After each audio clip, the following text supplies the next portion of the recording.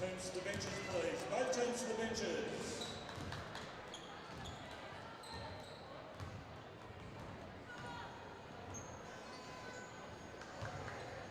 Welcome along to the Devonport Recreation Centre for NWBU Grand Final night. Starting off with the Women's Grand Final between the Devonport Warriors and the Burnie Tigers. Introducing your two teams for the night, starting with the Devonport Warriors. Number 4, Isabella Wells. Number 5, Gemma McCoy. Number 6, Paige French. Number 7, Luca Martin. Number 8, Lucy Ahern. Number 9, Sophie Ryan. Number 10, Willow Farr. Number 11, Olivia Crawford. Number 12, Taylor Webb. Number 13, Chloe McCarthy. And number 14, Bronnie Atkins. Coach, Russian Upton, assistant coach, Courtney Butler, and manager, Nadia McCarthy. And now for the Burnie Tigers. Number 3, Layla Oliver. Number 4, Dakota Harris. Number 5, Taylor Bentley. Number 6, Sasha Dimmer.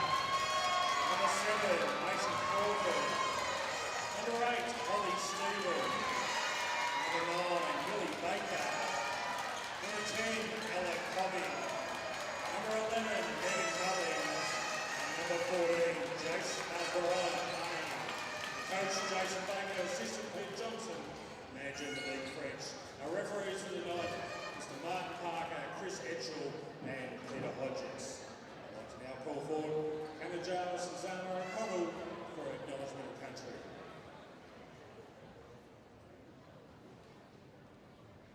Yard pulling it off. Hello and welcome to Devonport Basketball Stadium. We would like to welcome you on behalf of our elders, past, present and emerging. We pay respects to the traditional custodians of the land on which we gather today, to all Aboriginals and Torres Strait Islander peoples who continue to care for this land, air, waterways and culture. Basketball is more than just a game. It's a force that unites, inspires and strengthens communities. Here in Devonport, we come together on the court not just to play, but to share, grow and to celebrate our collective spirit. We honour the resilience and the wisdom of the First Nations peoples whose deep connection to country teaches us the value of respect, teamwork and belonging. Just as the First Nations peoples have long gathered to share culture and knowledge, we too gather, learning from each other, lifting each other and building something greater than ourselves. As we step onto this court, may we do so with gratitude for the land that supports us and the histories that shaped it.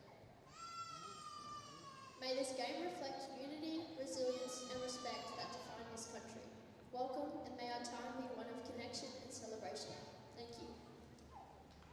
Thank you, Hannah and Zana. Now if you would all be upstanding please for the national anthem to be performed by Gina Timms. Australians, oh let us rejoice, for we are one and free, with golden swords and wealth for toil. Our home is goodbye sea. Our land abounds in nature's gift of beauty rich and rare. In history's page, let every stage advance Australia fair. In joyful strains and let us sing. Advance Australia fair. Thank you, Gina. That's all for my teams tonight.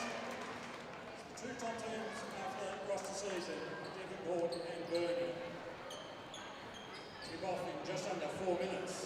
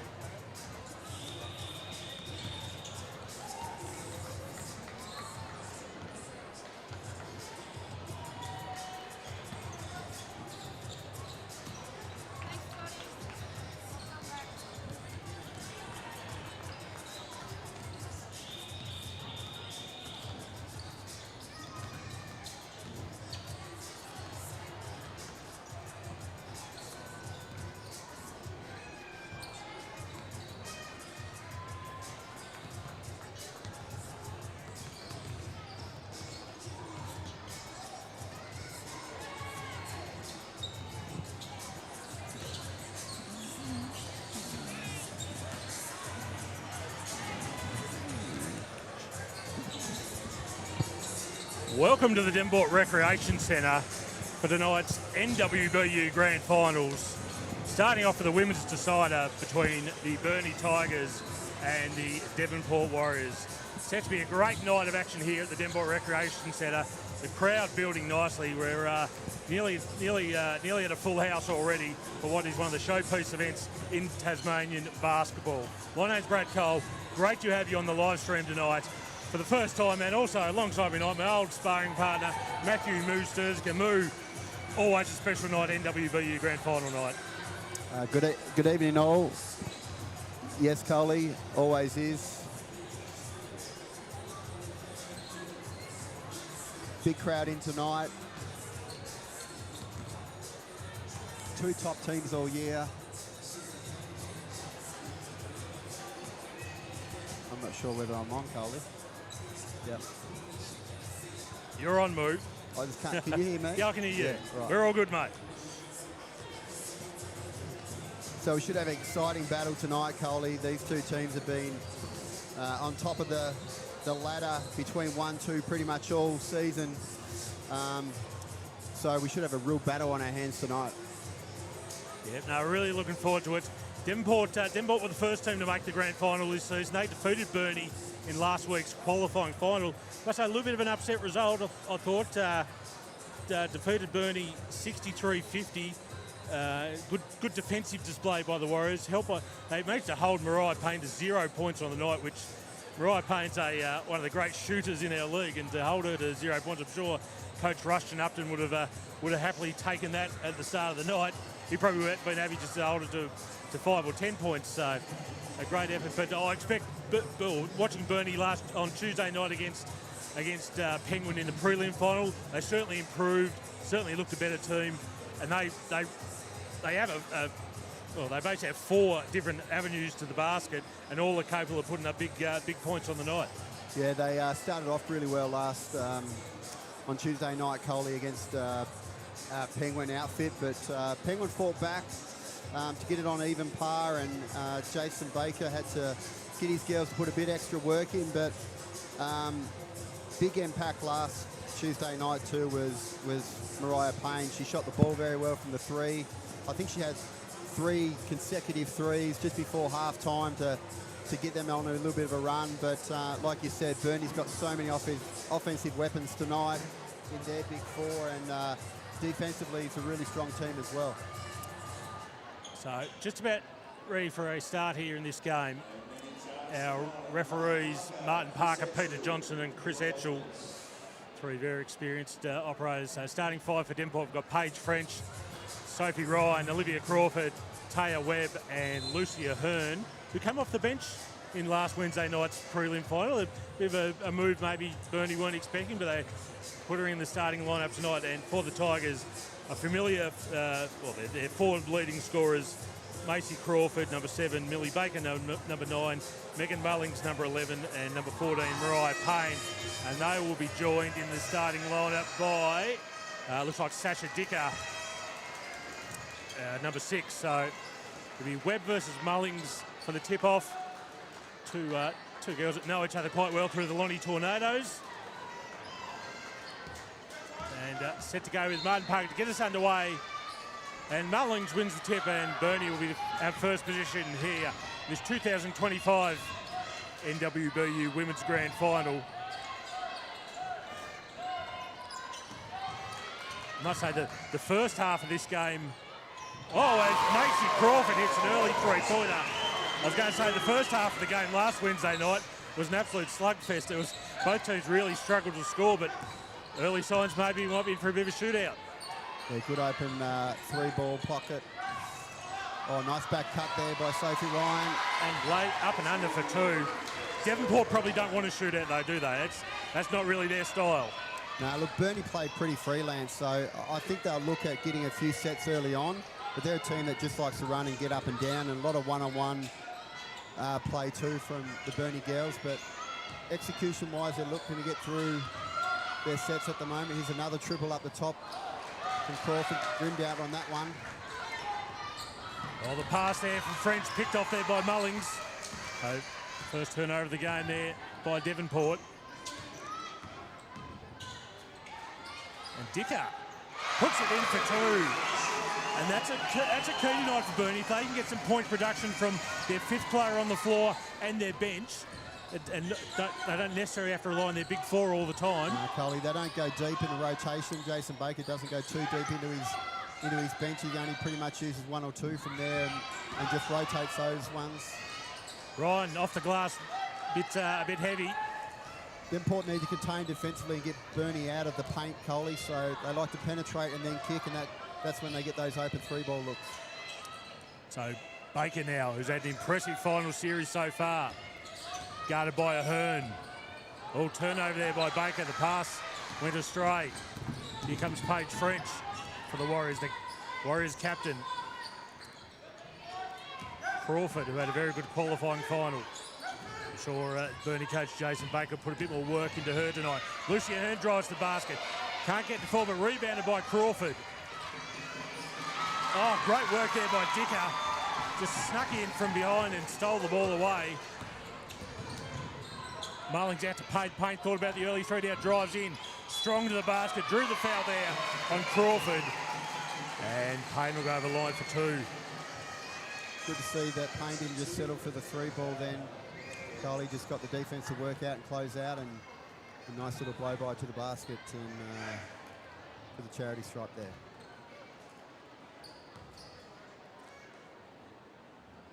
As Payne makes the first, of course. And of course, wouldn't be a coastal basketball game without a bit of some text work already by Julian O'Brien. Thank you, Jules. Tuning in from Wollongong, guys. Payne makes the second. Burnie off to a good start here, leading this one by 5. 7 minutes 30 left in the first quarter. Here goes Ahern, this talented junior for the Warriors. 3-pointer goes up short there from Webb. Offensive board there by Crawford. Here goes Ahern, guarded by Baker. Tries to fight through, spins. Will draw the foul. Foul there on number 9, Millie Baker. I think the mindset of Lucy Ahern is to attack and get in the paint in offense, Coley. That's the 3rd time she's got in there quite easily. So here goes French. Goes one way, goes the other, kicks across to Ahern. Ahern now into Webb. Webb flips up the 2. No good. So the Warriors getting some okay looks. Just can't get the fall. Payne drives, kicks out to Dicker. Swings across to Crawford now, Mullings. And they reset. Here goes Payne, drives into the basket, head down. Good step up and help there from the Warriors. Dicker, Sasha Dicker on fire early for the Tigers. 5 very valuable points. And the Tigers lead by 7. Like you said, Coley, they just need productivity from those bench players. And that 3-ball from Sophie Ryan in response.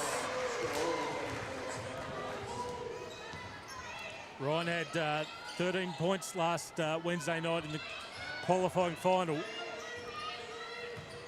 We mentioned before there about Dicker and her early point production. Only averaging not many. 2.3 a game. There you go. Already got 5 tonight. Well, it's physical inside. Ahern gets the rebound.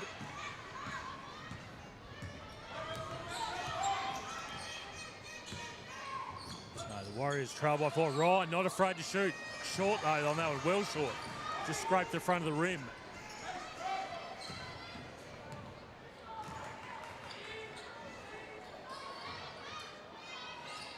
Dicker goes. Oh, good cut there from Baker along the baseline. Dicker found her. A great cut from Millie Baker. Just her opponent, Lucy Ahern, just ball watching. Great little baseline cut for the reverse layup. Burnie's looking good at the start of this one, Coley. Yeah, they're running some sharp offense at the moment. And the Devonport team, which has had the best defense in the league this year. Ryan. Oh, Sophie Ryan. After the last one, Dave just scraped the front of the rim. She wasn't afraid to put it back up again. Nothing but the bottom of the net on that one. She had 3 open good looks, Coley, so... Burnie might just have to pull a bit more time into her. Now Mullings guarded by Webb. Oh, settles for the mid-range jump shot. That's nothing but net for Meg Mullings. Just got enough ball pressure there, Coley. Too much space. Made it easy for Mo there. Crawford can't get the fall, but drew the foul there on Payne. That'll be Payne's first foul for the night, and Olivia Crawford will go over the line for 2. Substitutions for both teams with Taya Bentley coming in for the Tigers and Luca Martin in for the Warriors.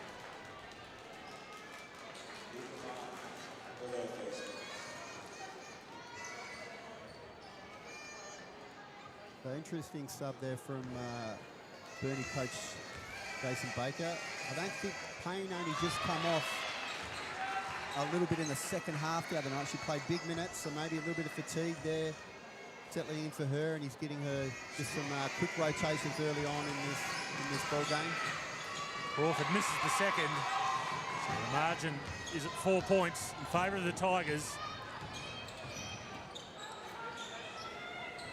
Now Baker kicks over. Crawford now into Mullings. Mullings guarded by Webb here. Good ball movement here by the Tigers. Crawford can't go anywhere. Good defense by French. Bentley 3 ball, no good. Warriors clean up just on the rebound there. Paige French sees a bit of room. Up, under the basket. Crawford exploded out of her hand. I don't think Crawford realised she was so open. A bit too far under the basket. Didn't have a good angle on the backboard there. Made it a tough shot. So Dicker, they're giving her the licence to shoot Devonport.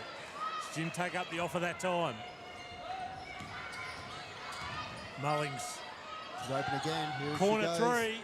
Dicker, nothing but air on that one. So Warriors back in offence again. Here goes Martin. Paige French open for the corner 3. And it's good from the Devonport captain, Paige French. And we're back to a 1-point ball game. Can light it up from behind the arc, Coley. Yeah, as Paige. Just the hands in the cookie jar there, Moo. Yeah, right in front of Martin Parker. You can't do that. Foul on Olivia Crawford. That'll be her second, I think. So a couple more subs coming in here, Coley.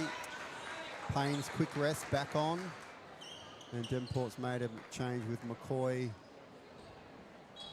And Bridie Atkins on to replace Crawford, who's picked up those 2 quick fouls. Crawford got to the basket a little bit too easy, but couldn't make it count off the glass. Webb, not afraid to put up the 3 ball. Short. Probably a little bit early on that one, Coley. The long court pass there to Mullings. Mullings can't get the fall, but drew the foul. Foul there is on Taya Webb, so that's her first. A quick ball movement there from the Tigers, Moo. Yeah, absolutely, and great athlete that Mo is. So her transition, both going from O to D and vice versa, is very, very quick. Trying to get on the rim. She looked the other night to get some transition and post ups.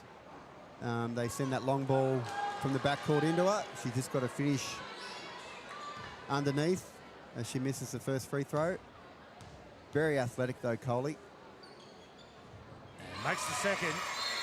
The substitution here for the Tigers, with Dicker coming off, replaced by number 8, Polly Stephen. So Tigers by 2 points here, 2:50 left. Oh, McCoy. And makes it count. I thought there was the foul. I thought she may have been travelled after that. But nonetheless, the basket counted. Gemma McCoy will go over the line for the and 1. Yeah, poor transition D there by Burnie. McCoy just broke by her opponent halfway and straight down Main Street with no one there to help. And makes the free throw. So Devonport hit the lead here by a point, 15-14. 2 minutes 45 left to go here in the first quarter. NWBU Grand Final night here at the Devonport Recreation Centre. Payne bullies away to the basket.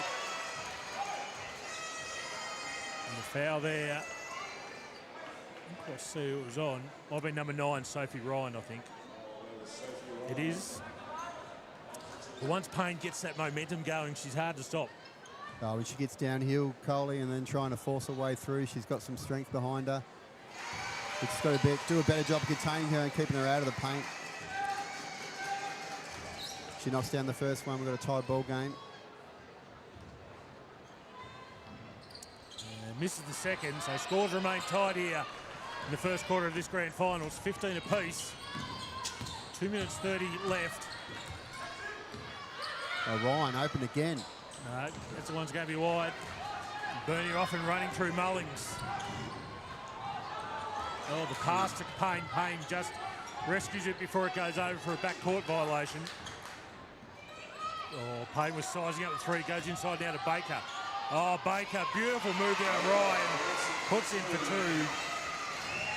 Baker with 4 points now for the night.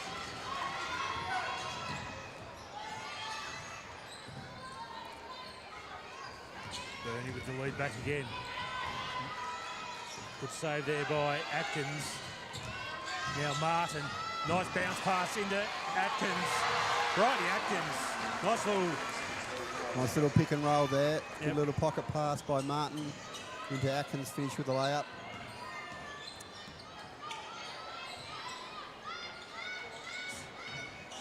So here's Payne into Baker. Baker had to... Good help there by Devonport on the rotation from the captain, was McCoy. The pass was just off the money there from Payne into Baker. Devonport capitalised with the turnover. So here goes the Warriors in offence again. Gemma McCoy can't get the full. There's a foul on Macy Crawford across the arms there of Bridie Atkins, and Atkins will grab a line for two. Yeah, Burnie need to keep Bridie off the boards, Coley. She works hard, moves really well to get those offensive rebounds. Averages nearly 6 rebounds a game, Atkins, as Mullings comes to the bench for a rest.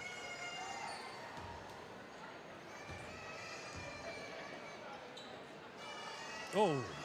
Very flat on that first one. It was a dart. That was flat and fast there from Bridie Atkins. So just different little strategy from Coach Jason Baker tonight for Burnie. He's using his bench a lot more this first quarter, Coley. Rotating wide. Might be, the fatigue factor. Keep him a bit more fresh. Yep, for the second half. So here goes Baker. Now over to Crawford. Crawford, open look. Oh, she hit the first three-pointer of the night. Just a floater, Coley. No backspin on that release. There's another one. Holly Stephen. So Burnie getting some great production from their bench in this first quarter. And it's given him a 3-point lead with under a minute to go. McCoy flips it up, no good. McCoy's been busy early, been able to get in the paint, just can't get the shots to fall. Here goes Crawford. Oh, pass come off some feet there, I think. Players diving after it, Devonport rescue it. Crawford gets it back though. McCoy with some hands in there, Coley. The ball's flying around everywhere here. Who's going to come up with it? Devonport has. Finally it's Lucy Ahern. After what seemed an eternity of the ball just hopping about there. Ahern. Oh, that's going to be a tough shot. Couldn't get the fall. There was a tough shot. Devonport don't need to foul here. Payne wasn't able to get the shot away. So quarter time in this NWBU Women's Grand Final for 2025. And it's the Burnie Tigers with a 20-17 lead over the Devonport Warriors. Top scorers in the game so far for the Burnie Tigers. It's 4 points apiece to Sasha Dicker and Millie Baker, and 3 points each to Mariah Payne, Megan Mullings, Holly Stephen and Macy Crawford. So good even spread there for the Tigers, while for the Warriors, 8 points to Sophie Ryan, 2 points to Bridie Atkins, 3 points apiece to Gemma McCoy and Paige French. So your Devonport coach Rushton Upton, you're probably conceding a few too many points there, aren't you, for what you're comfortable with? Yeah, Rush needs to adjust quickly. It's a one game, Coley. It's not a series here, so allowing those open shots to the likes of Sasha Dicker and Holly Stephen. Yeah, absolutely, and they're knocking down. You got to close the gap. Even that last bucket from Mo with Taya Webb on it was just too much of a gap. There was no pressure on it. Gave it the open shot. So might need to adjust a little bit there, a bit more pressure on the catch and close the gap a little bit more. make Burnie get on the back foot. They're still sort of dictating the play when they catch the ball.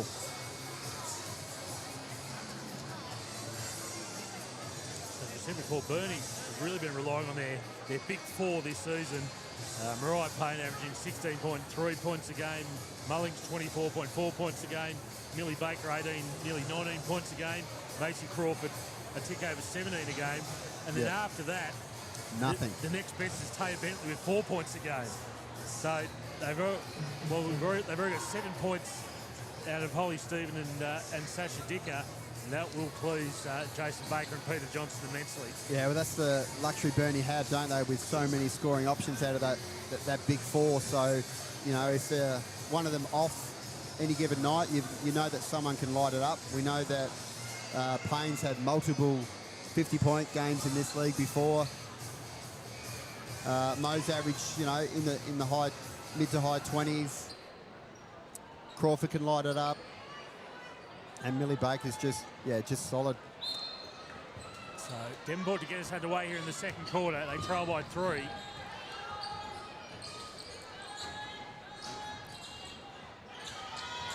Getting it through hands here now with a Hearn. Now Webb guarded by Payne. Devonport patient here, 8 left on the shot clock. Good defense here from Burnie. Mismatching low, but Paige French banked. No good. Good defensive set there by Burnie. While they've got some open space here, quickly closed down was Crawford. Payne looked at the 3, spins, drives the basket, loses control of the ball. Devonport forced the turnover.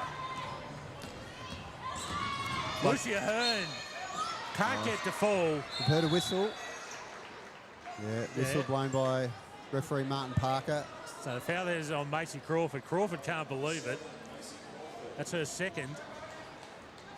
Burnie needs to look at their transition D, Coley. That's the third, fourth time that when Devonport's pushed in transition and they beat their player one-on-one, paint's just open.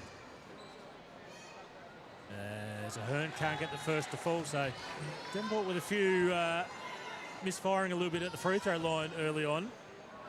Something you don't think about early on, but come the end of the game, in a tight game. Absolutely, mate. It's amazing how they all add up. Need to knock them down.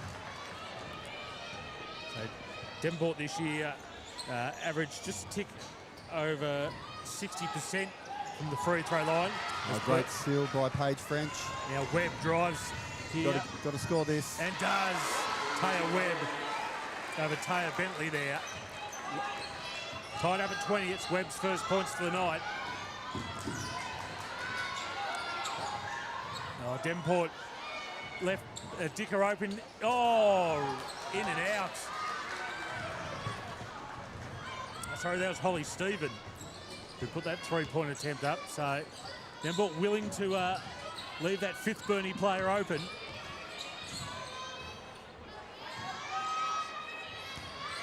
Webb, open to the basket. Oh, can't get the fall.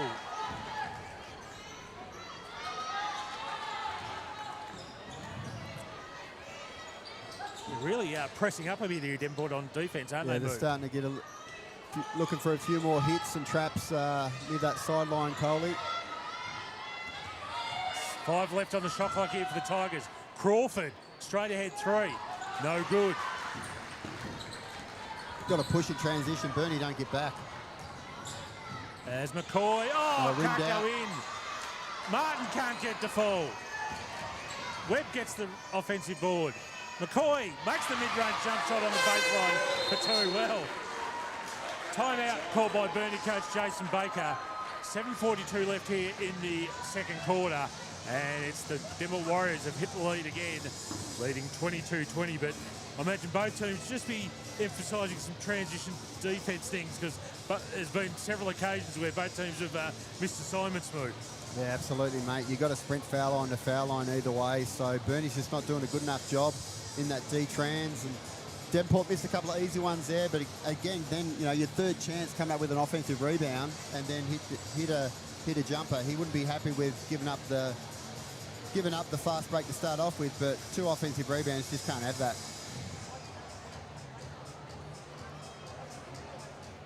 Might see some changes too from Baker. He's got a couple of starters on the bench. He might just get them back in just to settle.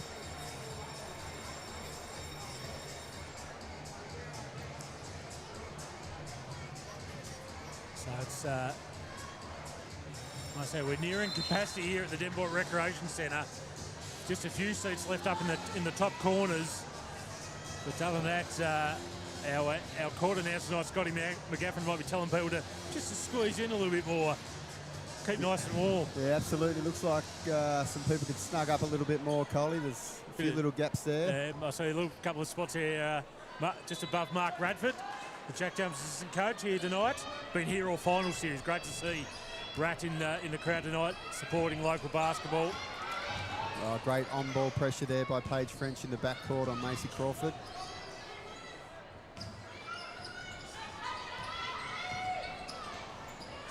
So left the shooter open again there, which was Stephen.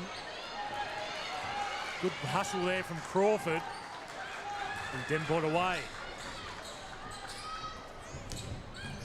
Oh, sorry, Nice back cut. Sophie Ryan drops in for 2. Ryan now 10 points on the night, leading all scorers. And it's the Warriors extending their lead to 4 points here. They just overplayed Sophie a little bit after making those couple of threes, and it was a great pass by Taya Webb. Crawford grabbed the rebound, was met immediately by Dicker and Baker there. Jump ball possession arrow is going Burnie's way, so they'll get possession back.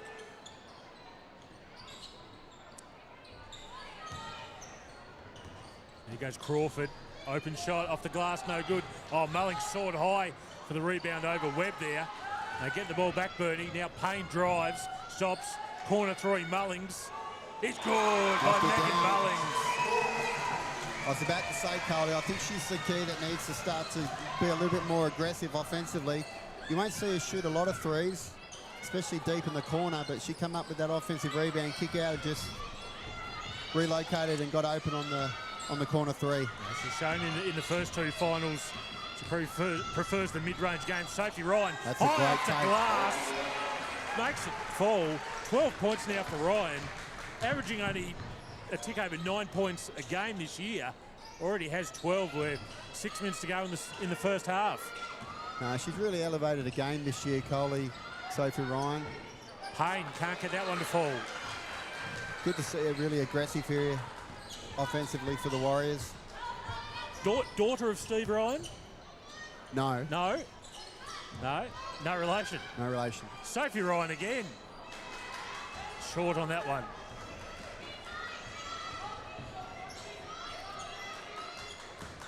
Now Mullings drives. One-handed scoop layup, no good. This is where Devonport's good, Coley, in transition here. Burnie got the numbers back. So Ahern pulls it back out. Now Crawford drives, stops. Nice. Oh, spin, no. Call for the travel by referee Chris Atchell. Maybe she just dragged that pivot foot a little Might bit. have just been. It was good to play off 2, good fake. I think dragged that pivot foot. As Mariah Payne comes to the bench, replaced by Taya Bentley.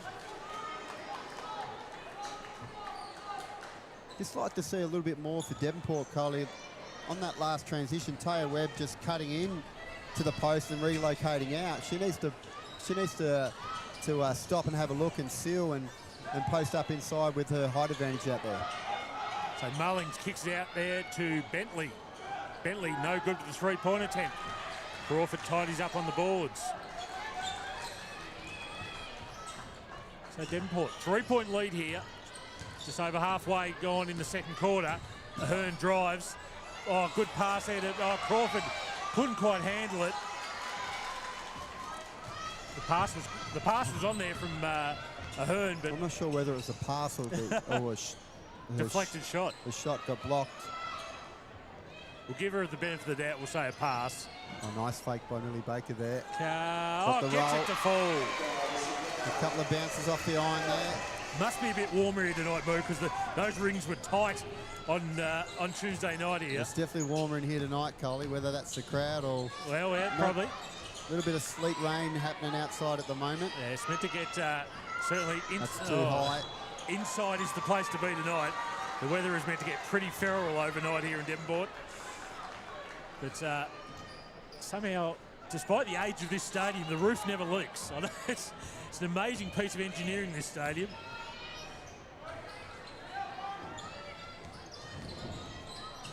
Baker kicks out to Crawford. Goes to work on French. Flips up the 2. Just a tough shot. Oh. But Devonport couldn't get up with the defensive rebound there. Gives Burnie another chance at it. Mullings just inside for the 2 there. No good. And the foul there is on Sasha Dicker. But there does seem to be an emphasis there, Burnie. As soon as certain Devonport players get the rebound, double team and try and put some pressure on. Yeah, he's trying to get a steal and sort of just slow it up a little bit from getting those outlets, and that's what Devonport's been good so far when they've got that defensive rebound, kicking it out, and then getting into transition from that.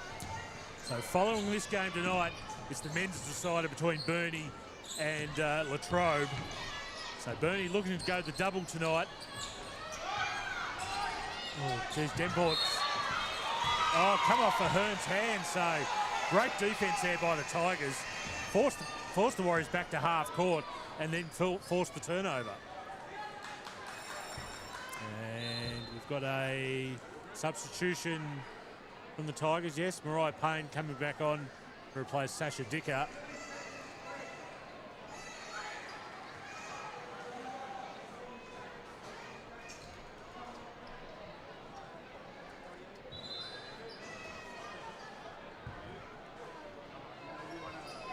Back underway here. It's the Warriors by a point. 3:20 to go in the first half. Mullings stops, props. Oh, nice jump shot on the fade there. Puts Burnie back up by a point.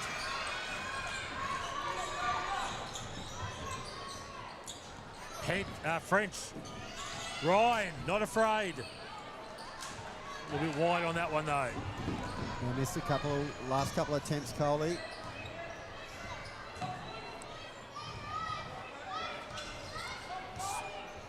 Payne now. Crawford now kicks it over to Bentley. Into Mullings, ball deflected. Mullings gets it though. Goes up. Too strong with the shot though. No rebounders for Burnie on that occasion. It'd be interesting. We'll take a look at the rebounds in a moment. You feel Devonport will certainly have the advantage. The Hearn spun away into trouble. Managed to regather the ball. Kicks back out to Webb. Now Webb's corner 3. Taylor Webb no good. Oh, great tip there from Atkins out to French. Warriors reset now. Shot clock down to 5. Hearn has to get busy. Needs to move it. No, great defence again by the Tigers. Devonport just need to move the ball a little bit more, Coley. Just times they get stuck, don't they? They get stuck too much then, just watching. Mariah Payne's shot banged off the front of the rim. Burnie got the offensive board. Just Devonport. Watch Devonport at the moment, Coley. No one's got their hands up. Doesn't seem to be a lot of talk out there. That's too easy. Oh, Crawford. Shot tipped away there by Atkins. And Burnie ball with 2 seconds remaining on the shot clock. Substitutions for the Warriors with Luca Martin and Gemma McCoy back in to replace Ahern and French. Payne's got to put the 3 up. Good from Mariah Payne. Good recognition, just 1 second on the shot clock there, Coley. Again, can't allow that. Devonport defence, just a little bit of sleep there. McCoy's shot too strong. Oh, Payne got one across the top of the head there from Atkins. And that's Devonport's first foul for the quarter. Amazing. Burnie may committed 2 themselves. The refs have let things go. It's been consistent. It's. I don't mind that, Coley. But you don't want to do a waste of sort of one in the backcourt like that. No. But, yeah, not many calls for a minute 21 to go in this quarter. Payne drives to the basket. Good hands by Taylor Webb. Now Crawford kicks it back out to Payne. Payne, open look, short. Oh, ball just fell into Bentley's hands. Oh, she couldn't put the ball back in the hoop. Burnie get the offensive board again.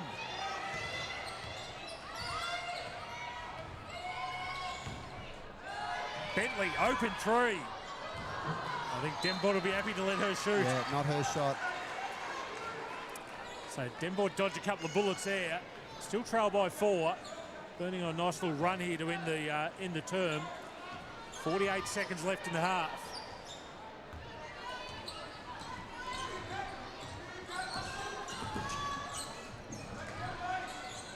McCoy now. His sister Jade played in Penguins team this season. Oh, good. Baker with the block shot there on Webb. Here comes Burnie in transition. Devonport just getting stuck a little bit on offense the last few minutes. Foul there on Taya Webb. Millie Baker will go over line, shoot two. Yeah, Devonport sort of stopped, sort of just one pass shot or one pass dribble drive, trying to force their way in a little bit more. They had to get back to that ball movement when they were getting some open looks, ball reversals, and then trying to penetrate from that.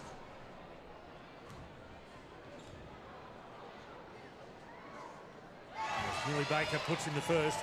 Baker coming off 20 points, 13 boards, 5 assists, 2 steals and a block in the prelim final win over Penguin. Had herself a good night there. Oh, Mullings, big rebound. No block out there, Coley. Was too tall there for Atkins. And timeout called by Devonport's Rushton Upton. 20.1 seconds left here in the first half. Burnie finishing the better team. They lead this one 33-26.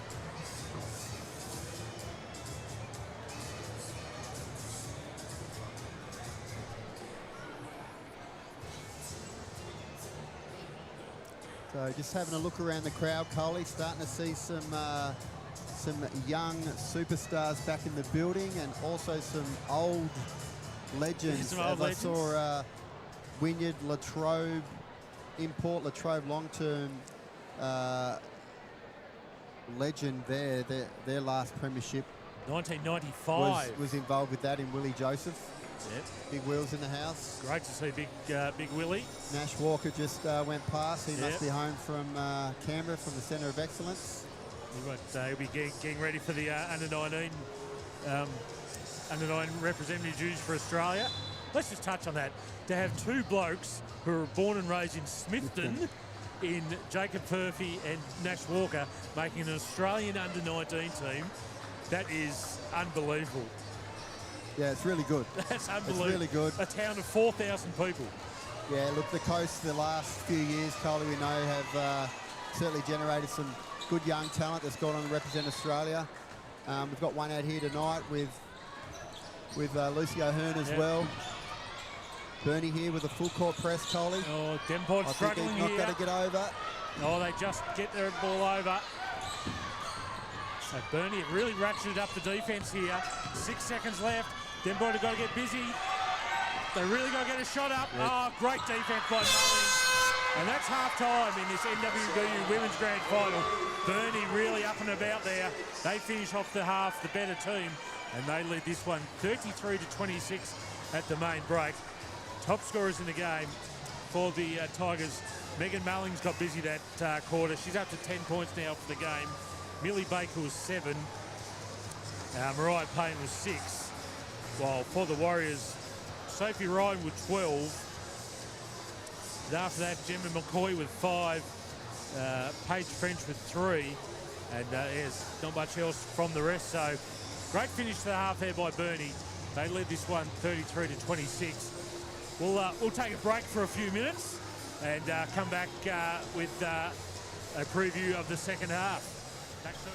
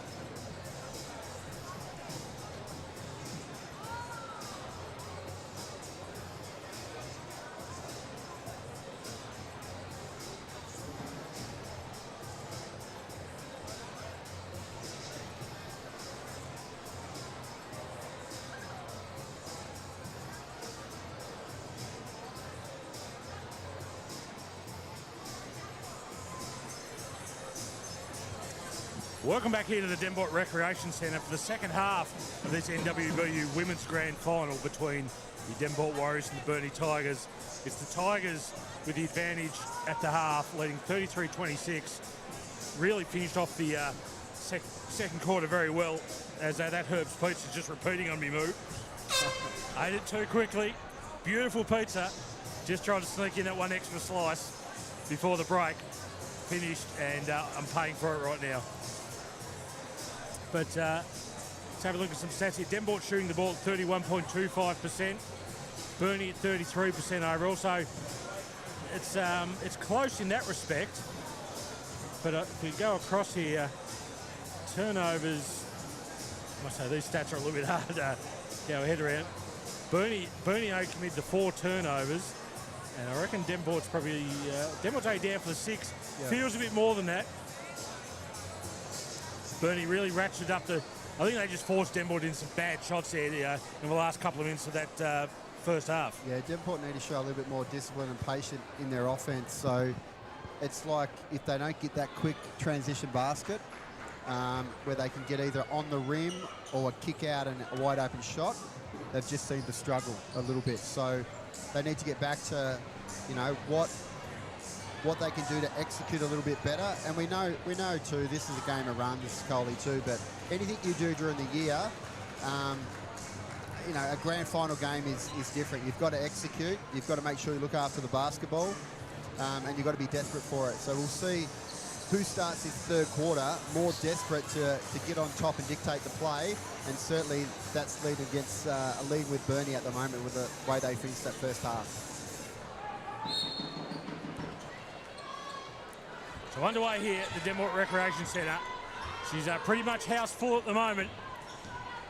Just a couple of little spare spots here and there, but it is a delight to see here on a wet and cold night in Devonport, but the fans have come out to support local sport. There's a Hearn. Oh, nice work, Lou. Oh, wouldn't fall. Gravity was the enemy there of Lucia Hearn.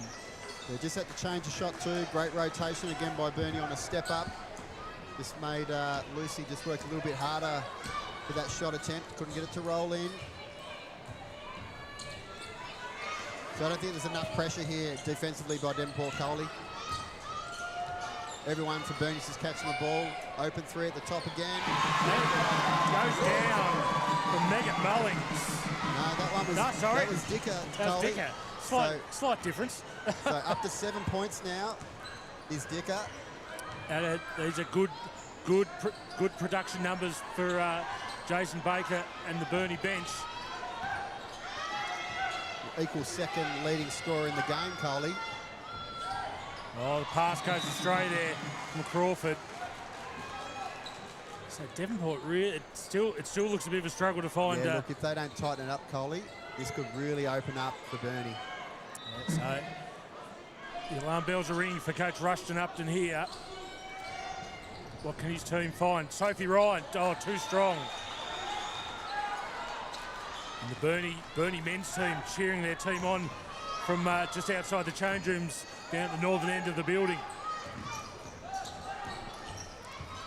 So Payne now goes to work on Ryan, stops, props. Oh, nice pass into Baker. Baker was held up there by French. Jump ball called by the referees, and the ball will stay in Burnie's possession. So both these teams have certainly been no stranger to success in recent years. They've been two of the premier teams in the women's competition. Shot clock down to 4. Mullings shot well off there, tidied up by Webb.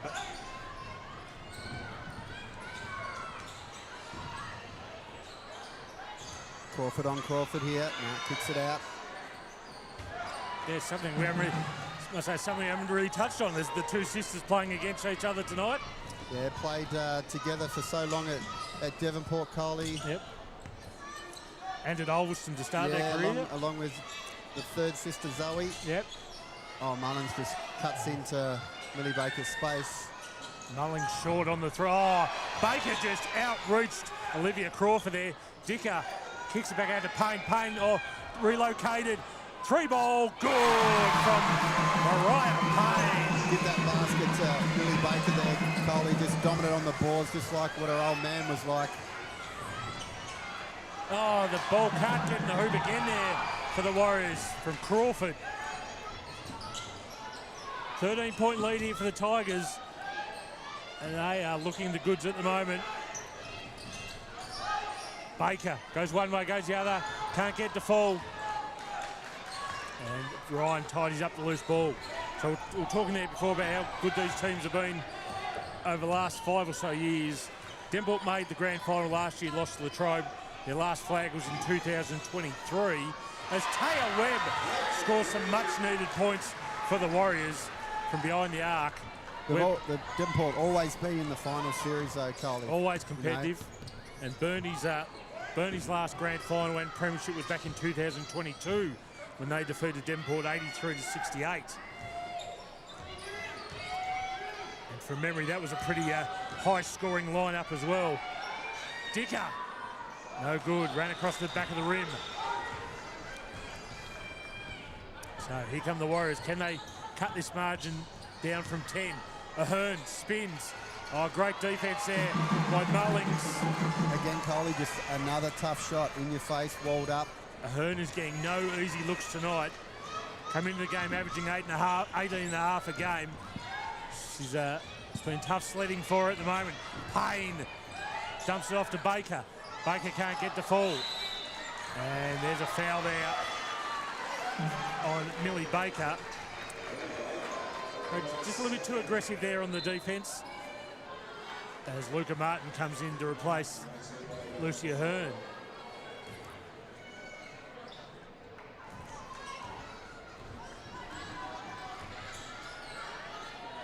So the Warriors down by 10, 5:50 to go here as Olivia Crawford draws the foul. The foul's on Mariah Payne.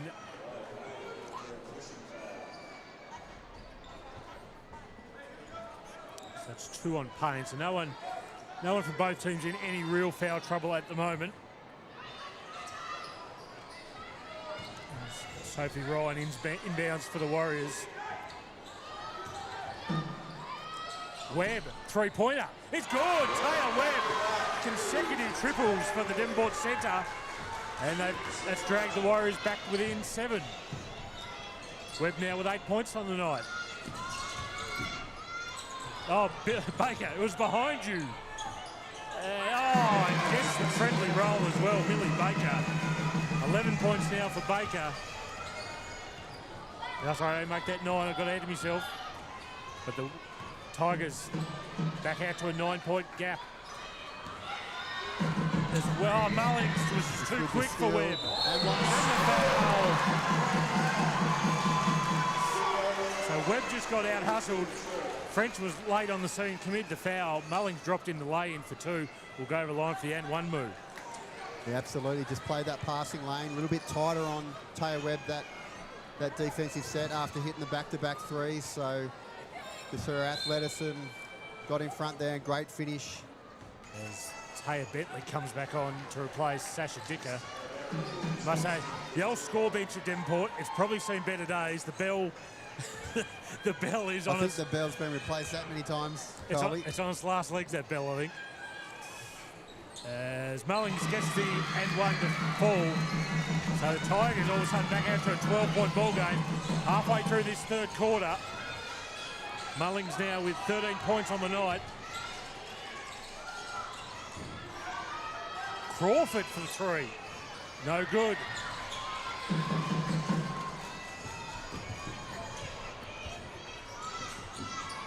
Crawford into Baker. Baker met by 2 Warriors. Just got someone open underneath, but no, turned it over. Crawford zigged when Baker thought she was going to zag. Ball went out of bounds near half court. Gemma McCoy on for the Warriors to replace Sophie Ryan. And looks like we've got a timeout. Timeout called by Devonport coach Rushton Upton. 4:34 left here in the third quarter. It's the Burnie Tigers making the running here at the moment, 44-32 in this women's grand final. Again, interesting, Coley. We played, 6 minutes of this third quarter. Only 3 fouls called. So the referees are actually letting them play. And it seems like, too, the only fouls that they're getting called are just those cheap ones where it's a frustrated one, or it's trying to get a trap after a defensive rebound, you know, in the back court. So letting them play a bit, I like to see that. Yep. But Devonport for most of this quarter and for the last part of the first half, their offense has really just become stuck, hasn't it? It's still really not showing too many signs of springing to life again. Yeah, look, they've just got to get a little bit more. I don't mind the penetration. Then they've got to hunt the rotations from there. So they've got to move the ball, sort of get Burnie in that dishwasher, going around and trying to hunt those rotations to get better opportunities at the basket. So the team's met 4 times this season. It's split at 2-2. Devonport obviously won the qualifying final last Wednesday night, and they won the round 1 encounter by 18 points, but Burnie without steal there from Crawford on McCoy. Lays it in for 2. Not something you want out of a timeout, Carly. Right, fair say. After a timeout. Devonport coach Rushton Upton isn't smiling at that one. Oh, that's nearly a foul. Is a foul there by Taya Bentley on Luca Martin. So, yeah, Devonport won the round 1 encounter by 18, but Burnie didn't have Mariah Payne or Megan Mullings playing for them.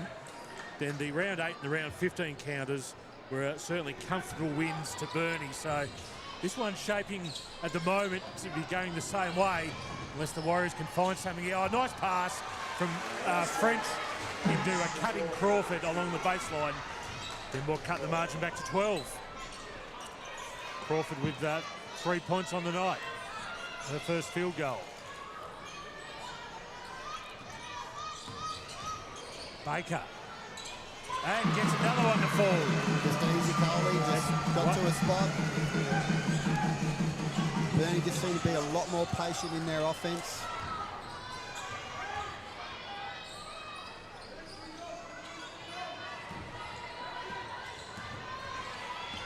How do the Warriors respond here?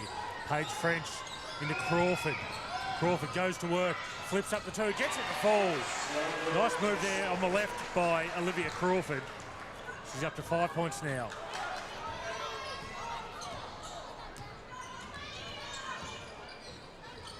Mullings, ball come off her thigh, I think it did. She's looking at referee Chris Etchell for a foul. Webb did have her hand in the cookie jar there a little bit. That's the stop that Devonport needed. Need to get something good out of this set. You feel like they've got to be 10 points and under going into the last quarter, don't they? I think it needs to be like just a 1 or 2 possession game, but that's not going to get it done with another turnover there.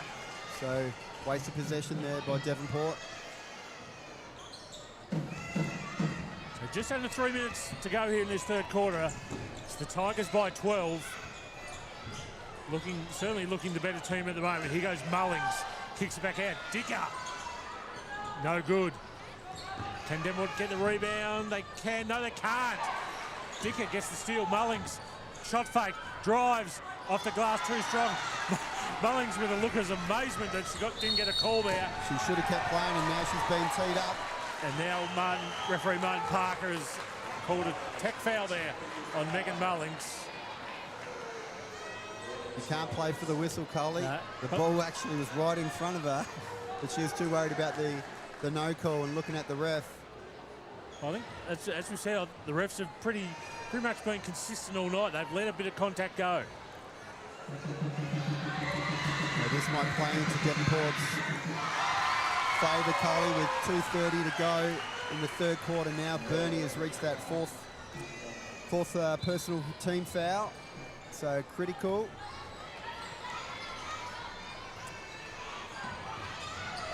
Paige French to the basket, off the glass. High off the glass, Coley. Tough shot off the left hand there for Paige French. So the Devonport captain gets the team back within 9. Can they finish off this quarter well, the Warriors? They certainly need to. Payne looked at the 3, pulled it back out. Now Crawford, guarded by McCoy. Goes round the back.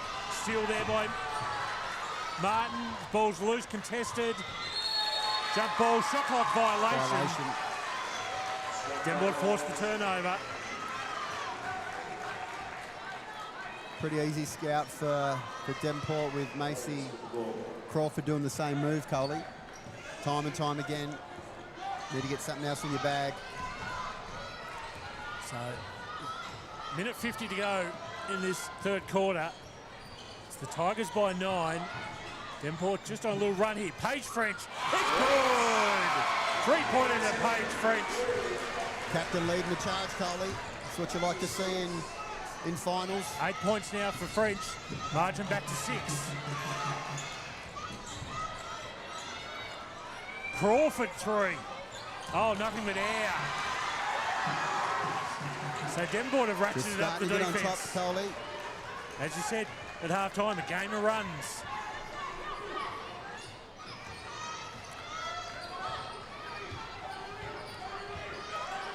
So French again now with the ball. Kicks it over to McCoy, now Webb. French. Oh, that pass was not on. And luckily it come off the legs there of Mullings and went out of bounds. So the Warriors get away with one there. Taylor Webb was never getting that. I think never getting that pass. I think Paige just committed to throwing it when the lane and the shot was probably open for her. So French got to get it in quickly. Webb in the corner. Mullings traps her in there. Oh, the pass there from Webb was poor. Devonport nearly get the steal through Crawford. Payne tidies up. French all over. Oh. The foul will be on Paige French there. Megan Mullings certainly made sure the refs saw the foul. And she's just a little bit agitated at the moment, fair to say, Megan Mullings.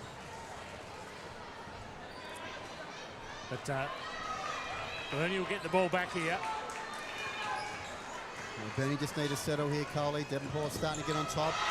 Great hands there by Luca Martin. Let's put more pressure now on Burnie with the shot clock, but we've got a bailout foul.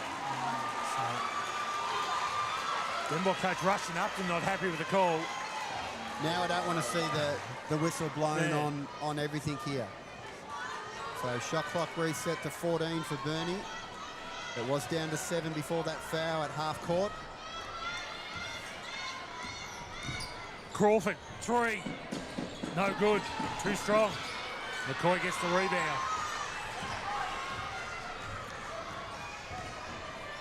So the Warriors, do they go the 2-for-1 here? Maybe not, is staying patient. French. Now Crawford, oh that was nearly travelled. Oh, Webb fumbles it, regathers it. Shot clock down to 5. Taya Webb, oh, Taya Webb! Big step back 3. Not sure it was with any great confidence that 3 went up, but nonetheless it's brought the Warriors back within 3. 7 seconds to go left here in the third quarter. Crawford kicks it out, Dicker, Payne, got to put it up. Blocked out by McCoy. 3-quarter time siren goes. Great finish to the quarter by Warriors. Just like the Tigers finished the first half, the better team, the Warriors have finished the better in that third quarter, and now only trail 48-45 at 3-quarter time in this women's grand final. Just one possession ball game, Coley. I said halfway through that quarter that need to be a 1 or 2 game possession come 3-quarter time for Devonport to get back into it, and they've done the job. So I got out to about 12, I think 12 points at one stage there. Burnie had a game-high lead, but the Warriors whittled away and found some baskets. Taya Webb with a couple of big shots there.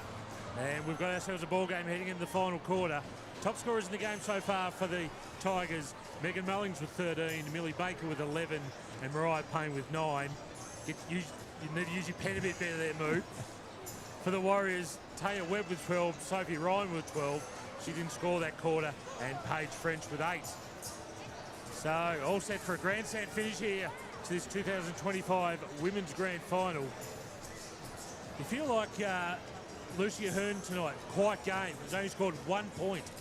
She might have a big say in how this result goes for Devonport. Yeah, well, she's as a class player, Coley too, but she's probably forced a little bit too much in the first 3 quarters, and credit to Burnie too. They've done a number on her as well, made her into taking 4 shots, but just got to let the game come to you too. Still plenty of basketball left, but I just got a feeling that this last quarter's just got to be scrappy.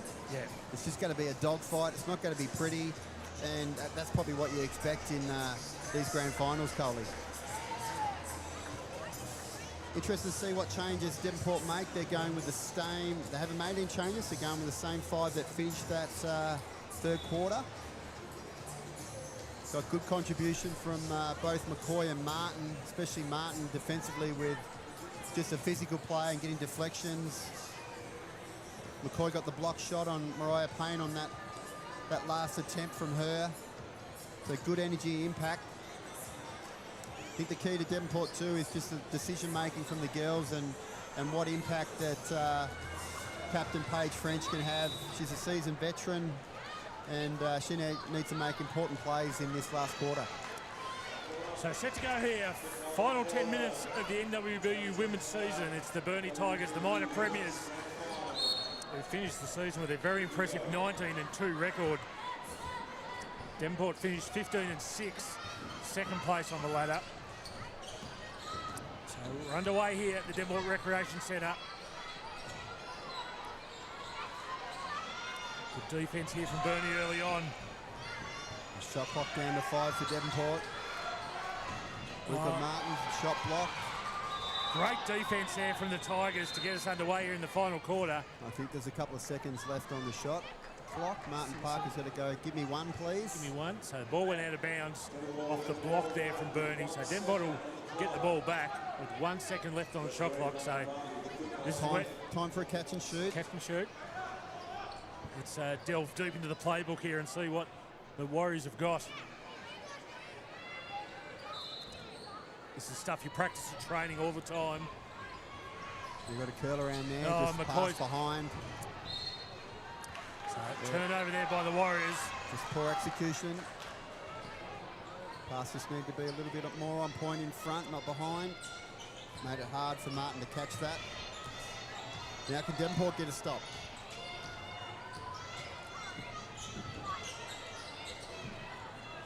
Payne, no hesitation. Looks long. Couldn't get the fall. So it remains a three-point ball game here for the Tigers. Crowd quite hushed here at the moment, just waiting to see what's going to happen, who's going to make the early run. McCoy, has he? Nice. Drives. She's cooked it though. She cooked the layup. Well, done all the great work in the lead-up, and couldn't convert the most important part. Oh, hands, good hands there by the Warriors. Mullings, great hustle by good Mullings. hustle. Shot clock down to 7 though for Burnie. A lot of standing around, Colleen just watching. Good defense by the Warriors. Martin will get the foul there. I think the foul's on Dicker. It is, that's her second. So good defense here by the Warriors. Both teams have actually played good defense to start the final quarter. No one has scored yet. As the crowd continues to come in, the wet area, I must say the wet area is looking particularly full, Moo. And a lot of Latrobe support in the wet area tonight, I think. Yeah, absolutely. A lot of Latrobe veterans in the house tonight. They're chasing their first flag since 1995 when they played Burnie in the men's grand final. Coming up soon. French. Oh! Bit of late night banking for Paige French. We're tied at 48. Warriors get a turnover again. Webb. Oh, she's hurt. No, just a bit of a knock there. She'll run it off. So Burnie just a little bit out of control there. This is where they've got to execute, Coley. Talk about that all the time. You've got to be patient. That's a good look. Oh, that is. And nearly hit the roof there from Luca Martin.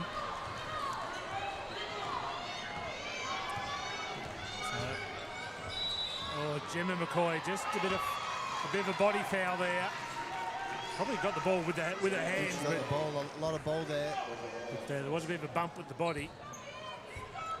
Got to park those ones, Coley. It's soft.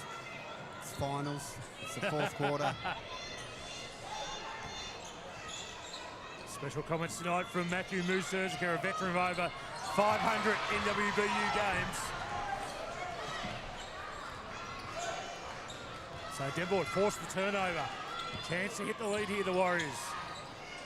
Just trying to remember when they were last in the lead. I think it might have been back in the second term, maybe. Oh, Taya Webb travelled. Went to shoot, realised that wasn't going to be a good idea. Couldn't change her mind in time. Yeah, I'd like to see her just not live by that three, Coley. She can put the ball to the floor and get to the rack, so entice them out, get them off their feet, a little pump fake and blow by it. So timeout called by Burnie coach Jason Baker. 7:05 left here in the final quarter. 48 points apiece, set for a barn burner of a finish here in this women's grand final. So just going through Burnie's season, as we said, 19-2 record. Lost to Devonport in the qualifying final last Wednesday night, but then defeated Penguins 76-67 in Tuesday night's prelim final. Mullings with 25 points, Baker with 20, Payne 19, Crawford 10. Run the game really in the first quarter with a 28-30. Were outscored in the second and third quarter, then had a good strong finish to the game, outscoring the Blues 21-13 to earn the grand final spot. Averaged a league best 83.5 points a game. Conceded only just a tick under 60, which was second best. Yep. Devonport were the best defensive team in the comp this year.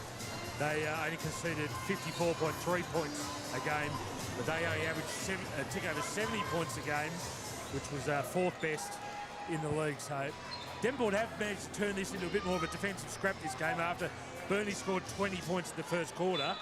They have slowed the Tigers down a fair bit. Yeah, well, I don't think both teams are going to get anywhere near their average scoring tonight, Coley. With a turnover after a timeout.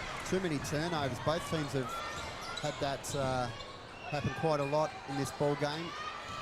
Burnie have all of a sudden got a bad case of turnoveritis. We just said it was going to be scrappy, Coley, and it's just going to be a few possessions that come up with big plays as McCoy gets downhill. Tough layup. Gets it to drop. Gemma McCoy, puts Devonport in the lead.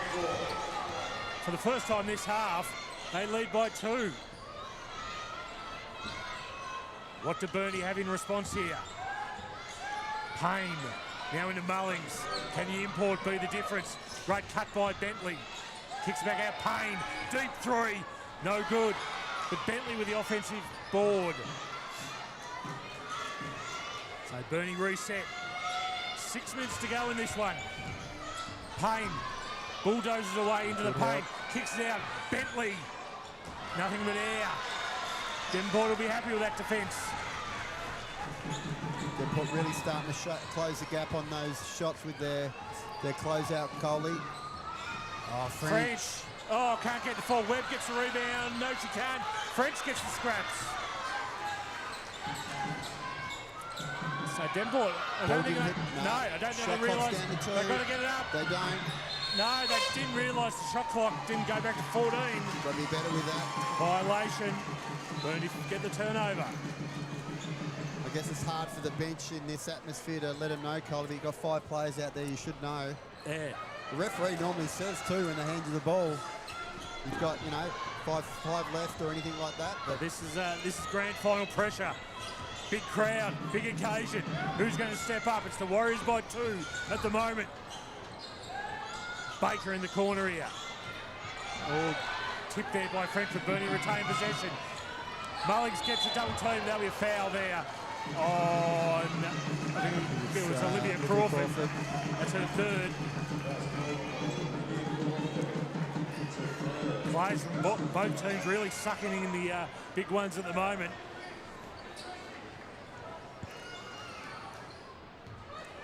That's only Devonport's first personal foul for the quarter. Dicker.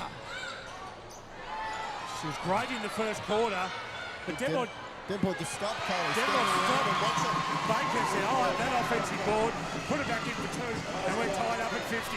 Lily Baker just went between 3 green shirts to grab that rebound. You just can't have that happen. There's no game 2. 3-pointer from Webb, not even close. That's the one, Coley. just living and dying too much by that shot, then you just become predictable. So what does Devonport do here? Sophie Ryan, Lucia Hearn still on the bench for the Warriors. They've got some firepower there if needed. It's probably time. It's going to be an great ball there, Macy Crawford. The foul's on Gemma McCoy. Macy Crawford drops in for 2, will go over the line for the and 1.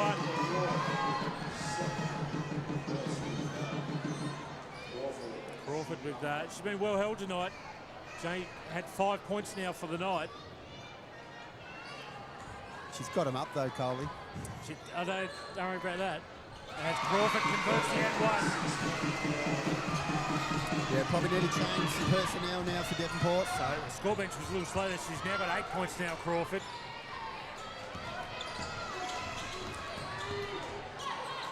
Can Devonport respond here? Webb. Again, the offence isn't going anywhere at the moment. Good defence here from Burnie. Crawford. Nice take. Oh, great move on the left there by Olivia Crawford. Burnie should know she goes left, left, left. Yeah, backed herself there. Strong one-on-one move. Back to a 1-point game. Sophie Ryan's just gone to the scorers table, Coley.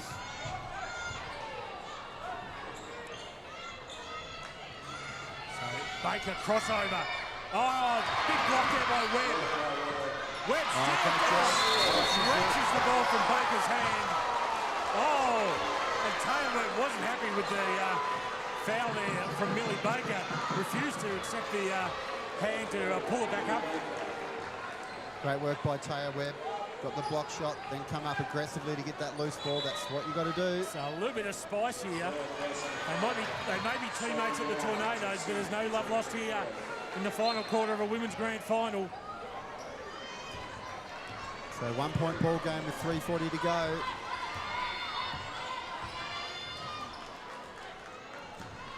As we said, Sophie Ryan with the ball now. She's just checked back in for McCoy. Crawford good into steal Webb. down low. Double team. Oh, Taylor Webb.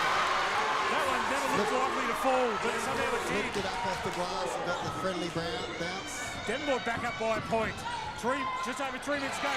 Turnover by Burnie. Devonport on the run here through French. We're set for a great finish here in this women's grand final. Devonport just slowing it down. Oh, she's open. Oh, we've thought about That's mid-range good by too. Webb. No good. I like that option there from Taya though. He just settled for the 3. Ended up getting a good look. Mullings thought about the 3. Now gives it pain. Here's the screen for Mullings. Good defence here by French. Now Baker drives inside. Drew the foul. We're going to the line for 2. Foul there on number 11, Olivia Crawford. That'll be her 4th.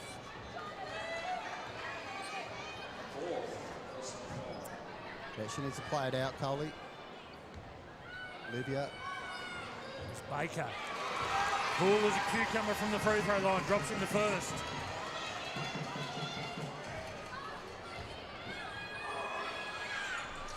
Drops in the second as Millie Baker. This is the time of the game when you want to be dropping your free throws. Baker makes it 2 from 2 from the line. Tigers back in front by a point.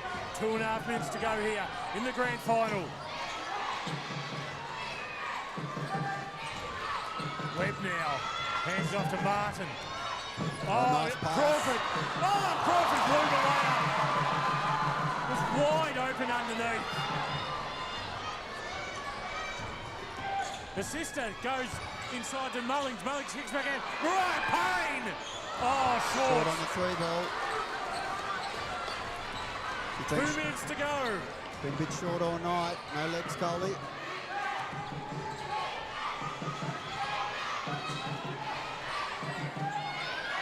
Well, that's a tough shot. Oh, Sophie Ryan. Oh, Martin. Great work there by Luca Martin. Got to the ball first. Drew the foul there from Macy Crawford. And that'll be Burnie's 4th foul this quarter. So, Devonport won't be going to the line yet. Or is it only the 3rd? No, it might be just the 3rd. third for Burnie. Yep, Devonport have got 4. So Martin, shot fake. Oh, nice work, Luke. Oh, too strong. Oh, Devonport had some golden opportunities here to put points on the board, but have fluffed their lines there.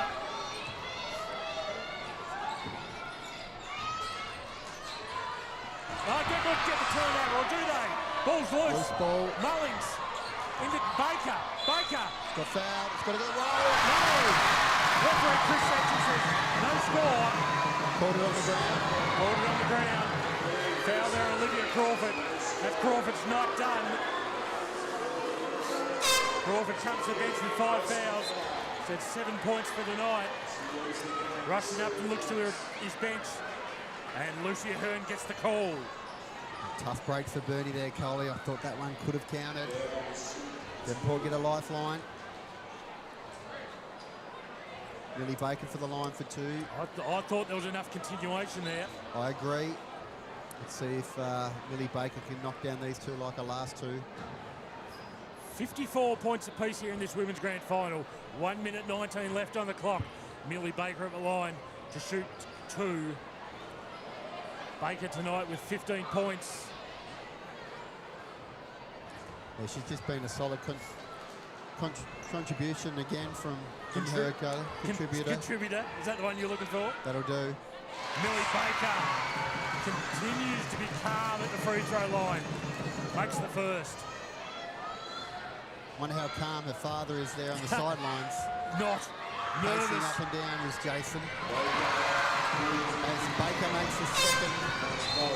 And a timeout called by Devonport coach Rushton Upton.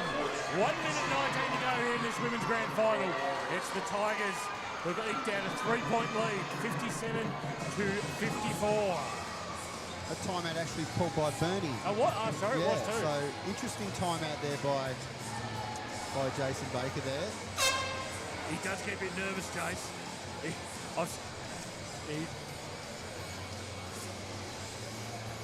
Although probably not as nervous as former Devonport coach Tony Webb. The most nervous bloke I've seen before a big game. Tends to go to the toilet bowl a little bit.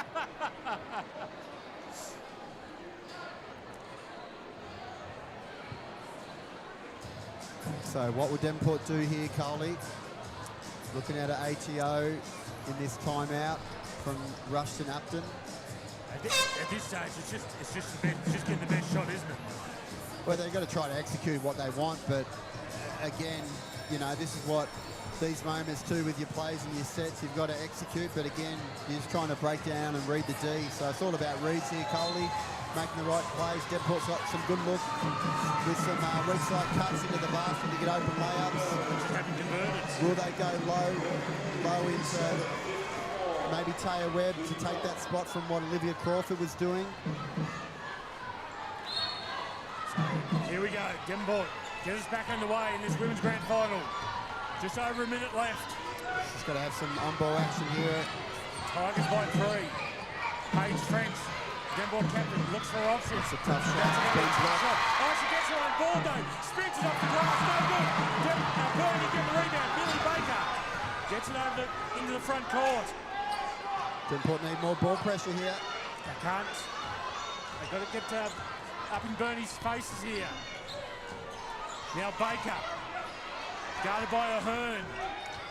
Crawford drives. Oh, Ahern Block the shot. has come off the bench. Could that be a match-winning play from Lucia Ahern?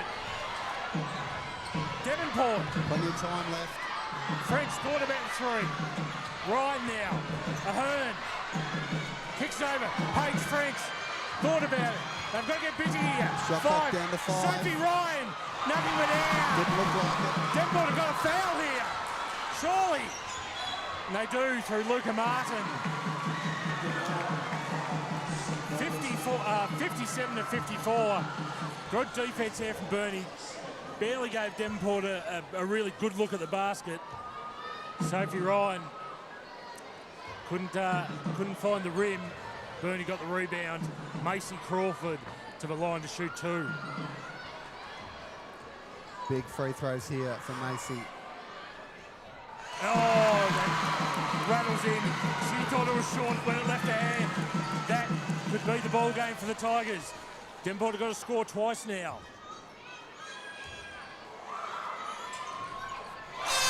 Nothing but net on the second from Crawford. 5-point ball game for the 5-point lead for the Tigers, sorry.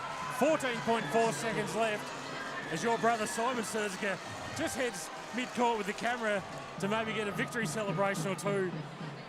Timeout here called by Devonport coach Rushton Upton.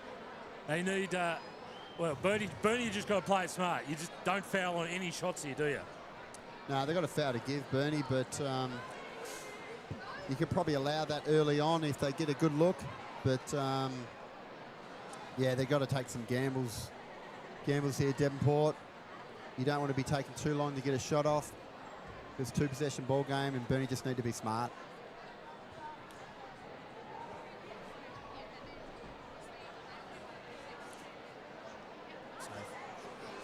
After the presentation of this game, we'll be straight into the men's grand final between Latrobe and Burnie. Latrobe searching for their first men's flag since 1995. Burnie looking for when was their last premiership? Back in 2022 when they defeated Penguin. And their last grand final was in 2023 when they lost to Penguin. So the Burnie crowd kept behind their team. Can it be a double for Burnie tonight? They've got the advantage here as they look to get the first leg done. It'll be Devonport with possession. They've really got to get a shot up quickly. Probably with no more than 10 seconds left. Ahern. Not in a hurry. Got to get the ball shot up. Oh, Baker there picks up the pass, tips it out of bounds. So 6.3 seconds off the clock there. Devonport got nowhere. Yeah, Ahern should have put it up on the rim, Coley. Try to look for something underneath. They've got to get it up now. French can't find anyone. Webb has got to get it up. Fade away. Nothing but air. Dicker gets the rebound. Burnie are your 2025 NWBU Women's Premiers with a 59-54 win over the Devonport Warriors. Great fight back there from the Tigers. The Warriors hit the front in the last quarter, but the Tigers showed their class, showed why they were the minor premiers this year, and have run out 59-54 winners to win their first premierships in 2022 when they also defeated Devonport in the grand final. Moo, I'll leave you here to go over the game. Scotty McGaffin might join you as well to put the cans on. I better go down and do some presentations. Mate, you've got that much to do. I need to put a buoy on to call the men's game. All right, so Burnie take the win here. The leading scorers was Millie Baker, had a sensational second half with 17 points. Megan Mullins with 13. She was a little bit quiet come that fourth quarter, and Macy Crawford stepped up with some big free throws late in the ball game to finish with 10 points. For Devonport, it was Taya Webb that led the way, consistently hitting some threes in that second half with 14. Sophie Ryan was quiet in the second half. She had 12 points, and Paige French did a great job as the Devonport captain and leader. She finished with 11 points. So just both teams now are just huddling at half court. Great entertaining game here. This is what you want in grand finals, close encounter games. But it was Burnie that just got on top late in that ball game. So well done and congratulations to Jason Baker and his team from Burnie. Finished the regular season 19-2 on top of the ladder. So thoroughly been the benchmark in this NWBU women's competition for year 2025. So I just want to mention too for Devonport coach Rushton Upton in his first year at coaching the women. So excellent job from Rushton and his team. So we know that Devonport have been solid contributors over the last few years under the guidance of Tony Webb, but just want to recognise, young up-and-coming coach in Rushton Upton to make a grand final in his first year coaching. It's a tremendous job as we just wait here for the presentations just about to take place with MC Bradley Cole is coming from the mic on the live stream straight down to the presentations.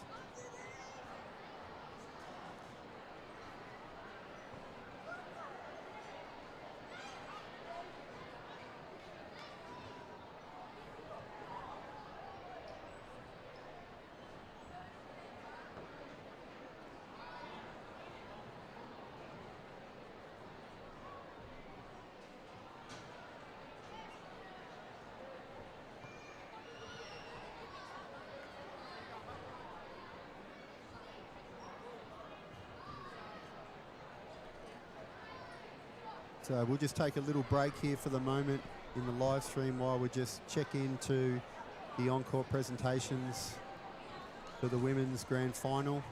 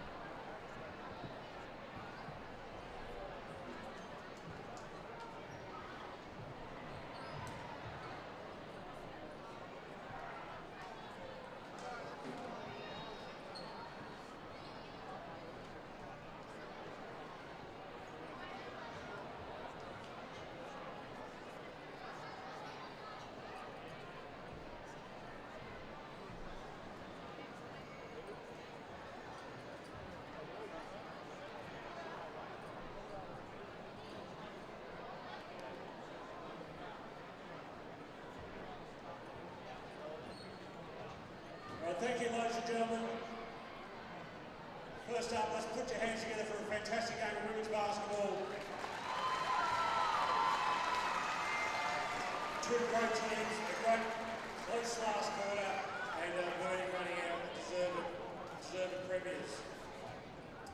First up, for this evening's presentations, I'd like to call forward our three referees tonight, Mr. Martin Parker, Mr. Chris Etchell, and Mr. Peter Hodges, to receive their medallions from NWBU live member Mr. Lou Cox.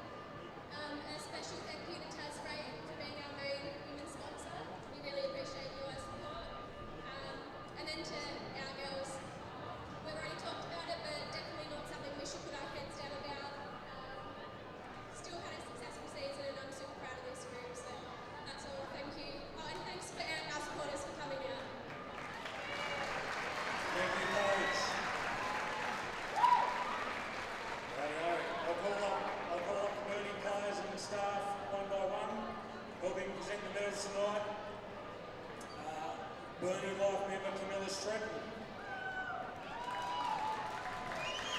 Starting with number 3, Layla Oliver.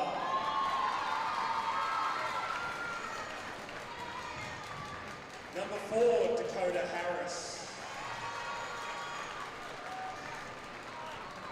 Number 5, Taya Bentley. Number 6, Sasha Dicker. Number 7, Macy Crawford. Number 8, Holly Stephen. Number 9, Millie Baker. Number 10, Ella Cobbing. Number 11, Megan Mulling. And number 14, and the captain, Mariah Payne.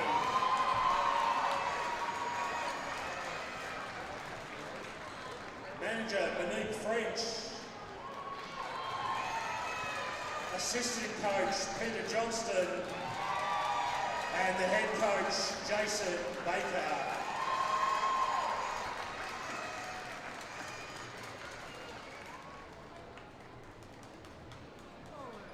We also have the MVP for tonight's game. And the MVP award for the 2025 Women's Grand Final goes to Macy Crawford.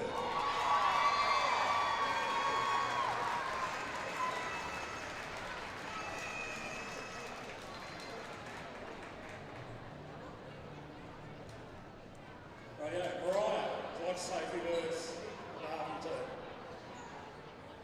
First off, I'd just like to thank and congratulate Devonport. I think we were here 3 years ago and I said the same thing. Credit to you guys, so young, and the local talent that you have coming through. We're going to see you in this position for many more years to come, so congratulations on a good season.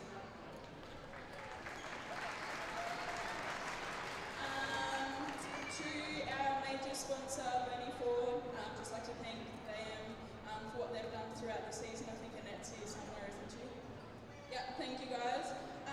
To our crowd, we really appreciate it. You guys really were awesome tonight, so thank you. And lastly, to our girls, just so proud of how far we came this season. Last week was really tough for us, so to be able to bounce back and come out tonight and play hard was credit. We've got a team of mums, uni students, like teenage girls, so it was really hard for us to come together throughout the season and train, so credit to us to do what we've been able to do, and thanks to Jace and Pete and Ron for trusting in the process. Thank you. Thanks, Mariah. Now we'll hand over the all-important trophy, pennant and plaque. Your 2025 NWBU Women's Premiers, the Burnie Tigers.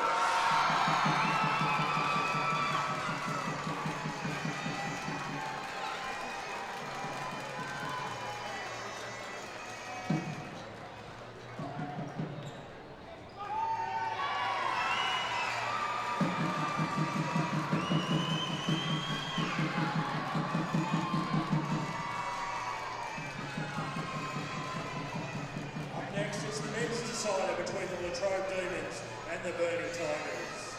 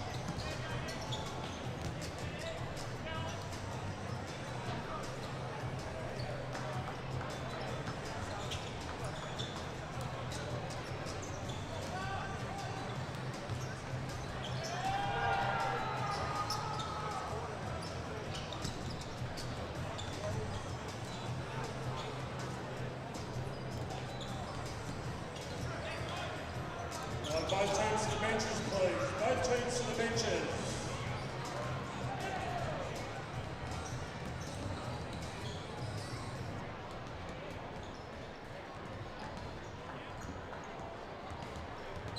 Welcome back to the Devonport Recreation Centre for the 2025 NWBU Men's Grand Final between the Burnie Tigers and the Latrobe Demons. Introducing your two teams for the night. For the Burnie Tigers, number 1, Oliver Rattray. Number 2, Lewis Rattray. Number 3, Brody Wallace. Number 4, Eli French. Number 5, Will Gavinin. Number 6, Wes Devonport. Number 8, Ryan Devonport. Number 9, Joe Chilcott. Number 10, Jotty Dynan. Number 15 in his final game, Brad Simpson.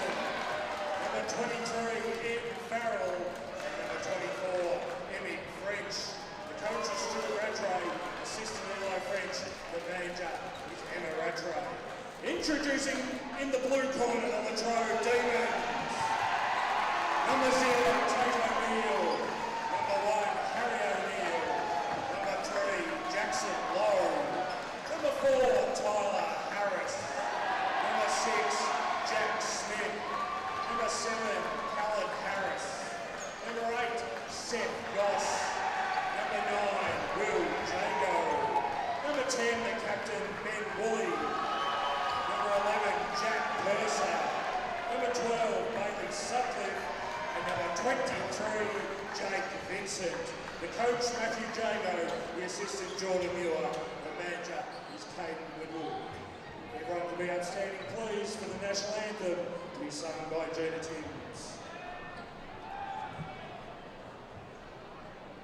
Australians, oh, let us rejoice, for we are one and free, with golden soils and wealth for toil. Our home is good by sea. Our land abounds in nature's gift of beauty rich and rare. In history's page, let every stage advance Australia fair. In joyful strains then let us sing.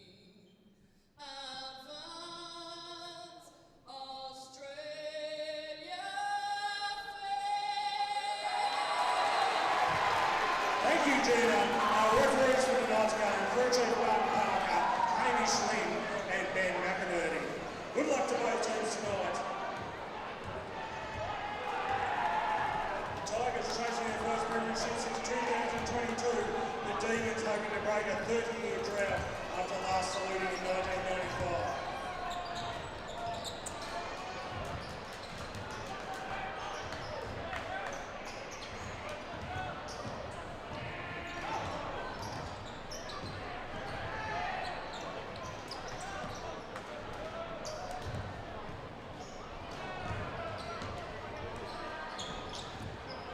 Welcome back to the Devonport Recreation Centre. It's time for the NWBU Men's Grand Final, and it's set to be a cracker. If the pre-match was any hint of what was to come between the Latrobe Demons and the Burnie Tigers. Moo, a former Latrobe player yourself, played over 300 games out of the Demon Den, something like that. There was a few. Yes. A lot of hard slog, out there.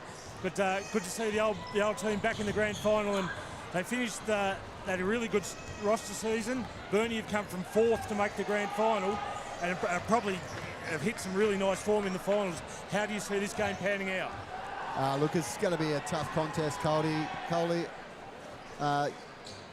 Latrobe's added some quality pieces with an import and a couple of drive-ins, but it's based off the back of their locals getting Ben Woolley back from Burnie. He spent a few years there before coming back to Latrobe, but just the likes too of their local depth that they've got. They've done a really good job with producing and giving guys opportunity there. and Burnie, we know that they're way more experienced. Is this Brad Simpson's last game? It seems like it is. He's announced his retirement, but they've got a lot of experience, a lot of premiership, championship players, a lot of Seabull experience. It showed the class of that prelim and final of Joe Chilcott.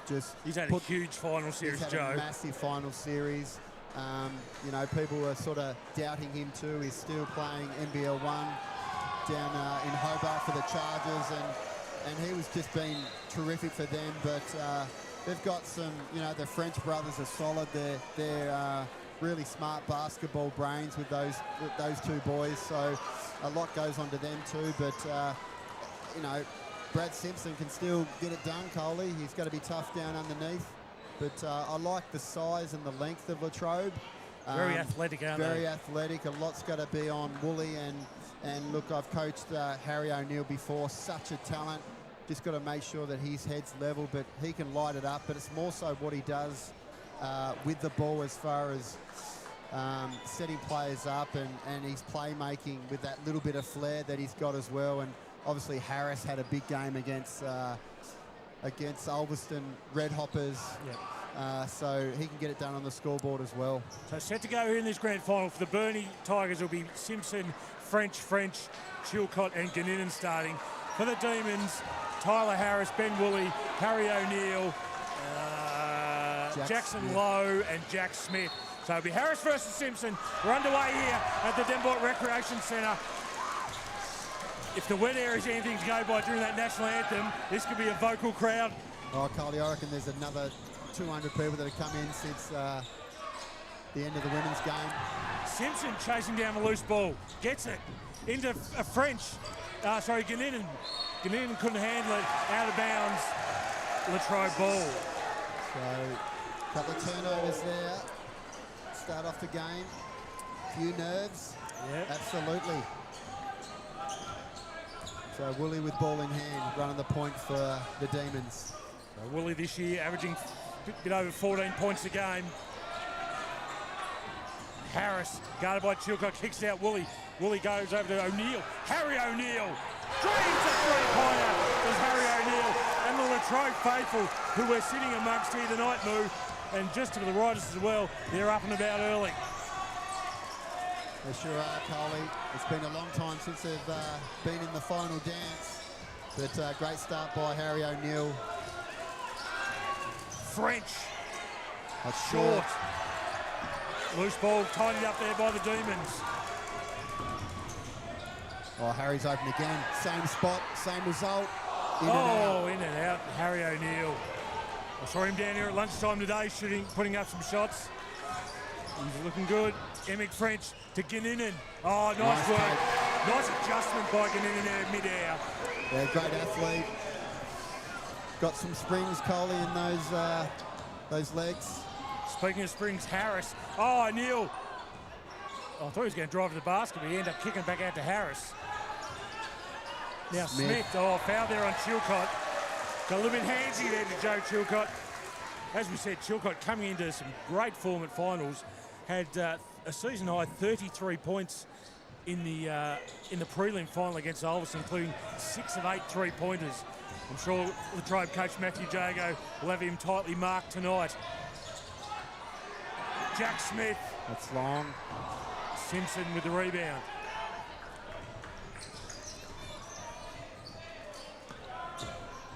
Burnie execute really well, Coley. That's probably got him across the line against Ulverston. Oh, Emick French gets it to fall. Emick French. Really developed, Coley. He's I think what he had 14 assists 14 as well. I had to double check that. That was a huge number on Tuesday night. Yeah, another good playmaker they've got along with his older brother. Eli. Woolley now. Drives. Goes up to the left. No good. Gets his own rebound though. Where was Burnie? Jackson Lowe for 3 at the top. Couldn't get that to go. French the rebound. As more hot pizzas arrive, Moo. When are we going to get time to eat it? The ball sails out of bounds there from Burnie. That'll be Latrobe possession. So the wet area is certainly predominantly Latrobe tonight. They've bought a few sponsors boxes as well. I expect them to be rowdy a lot in terms of the fans tonight. They do get good support at their home games at the Demon Den. But success has been rare for the men's team in the last few decades. Tyler Harris gets his points underway. Yeah, Harris just down low, just trying to bully him back himself. Oh, it's another turnover. Emmett French. Just 2 in a row for the young French. Just a little bit of nerves there. So Harris now, guarded by Chilcott. Harris spins. Oh, good defence here from Chilcott. Harris lost it, but got it back again. O'Neill kicks it back to Harris. Harris thought about 3, drives. Oh, good hands there by Eli French. French now pulls it back. Takes the 3 ball. Eli French does it all himself on defence and offence for the Tigers. And they get the lead 7-5. Nice take by Harris.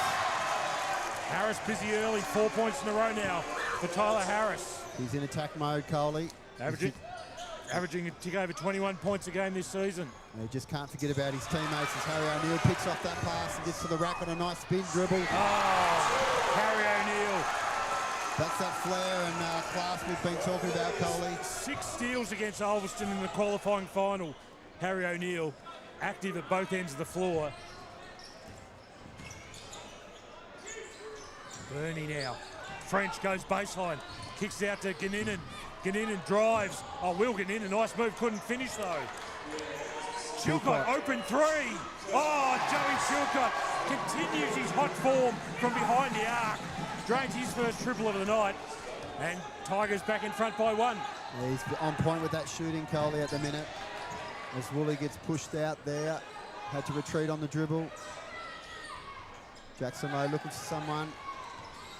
Harris again looking to attack downhill. Coughs it up. Defense, Joe Chilcott. He's got to pull up. Oh, he thought about it. Drives. No, tough shot. Good defense there by Harris. Yeah, well, just worried him out of it. Pushed him behind the backboard there. Harry O'Neill drives, pulls up. Long 2. No good. So let's just take a breather here as French walks up the floor. It's a fast pace, Coley. It's hectic. It's always going to be that way as both teams just try and get the early advantage here. Emick French, Brad Simpson 3 ball. Doesn't mind it, the big fella, and he salutes. There's Brad Simpson. His first points of the night come from behind the arc. Burnie up by 4.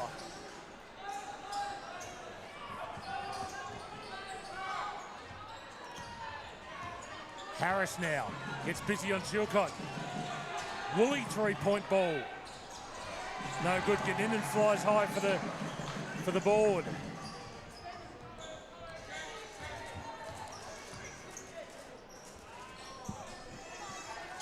So Burnie back in offense now. Working it through hands at the top. Chilcott, nice cut. Fade away. Oh, Way off. He's Joe talking up too much. that one was closer to the wet area than it was to the basket, I think. So the Demons swing it through here. It's not really a turnover there. Both teams, Coley, I reckon they're looking for who's coming out. I want to come out. It's been a lot of pace happening there. A lot of deep breathing, Coley. So Tate O'Neill and who else come in there for Latrobe? Will Jago, I think. Will J goes in. While for the Tigers, Lewis Rattray. Where's Devonport? Where's Devonport? The backup centre. Harry O'Neill. Oh, feeling it early, Harry O'Neill. He's a talented player, there's no doubt about that move. Nice one dribble pull up. Yeah, he is, Coley. I just like the way he goes about it. He was away from the game for a little bit, but he's come back and put in some work, and he's just one of the premier players in the league now. Really athletic. Oh, tough step back 3. Chilcott, no good. O'Neill will tidy up the loose ball. Tigers by 2 here. O'Neill. God, no the look. no-look pass. And The one to foul Jackson there. Jackson Lowe draws the foul. The foul there on number 6, Wes Devonport. Just that setup by Harry O'Neill then. He was dishing out no-look passes Tuesday night, last Wednesday night. And they're pretty to watch. Just to get that little wombat dribble into a snake dribble in between his legs, double, and then just flicked it, no look, to get Jackson Lowe the three-point play. So he'll take a rest. And we've got Sutcliffe coming in, Bailey Sutcliffe. So Latrobe back up by a point here. 2:40 left here in the first quarter. Been an entertaining start to this men's grand final. Latrobe looking to break a 30-year premiership drought. And I imagine if they do that, it will be celebrated very, very well by all and sundry.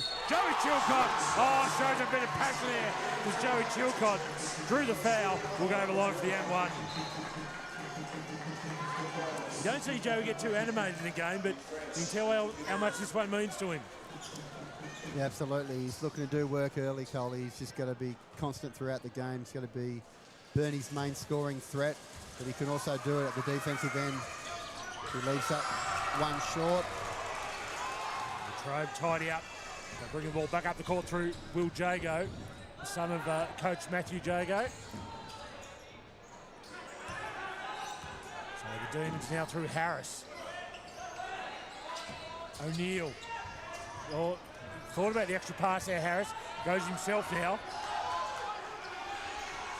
Three ball goes up, three ball well wide there from Bailey Sutcliffe. A good D there by the Tigers. Chilcott now goes to work on O'Neill. Oh, O'Neill just ripped it from his hands. No, says referee Ben McInerney. The Latrobe fans aren't happy. This is good to see. A bit of passion in local sport. I must say, Coley, a lot more rowdier than the women's game early on here in this men's 2025 grand final. So Ben Woolley comes back on for Harry O'Neill. French now, Emming of Burnie into Devonport. Devonport goes busy. Nice work. Where's Devonport? Really important minutes they need to get out of Wes Devonport tonight. The backup centre coming on for Brad Simpson while he takes a breather on the bench. Fouled out in the prelim final. Will Jago, no good. Ball bounces about Loose there. ball gets Burnie 3-on-1 here. Passes off. Latrobe back. So Emming French here. That's nice. Just lost the handle. Does it himself though, Emming French. 4 points now for French. Tigers lead by 5.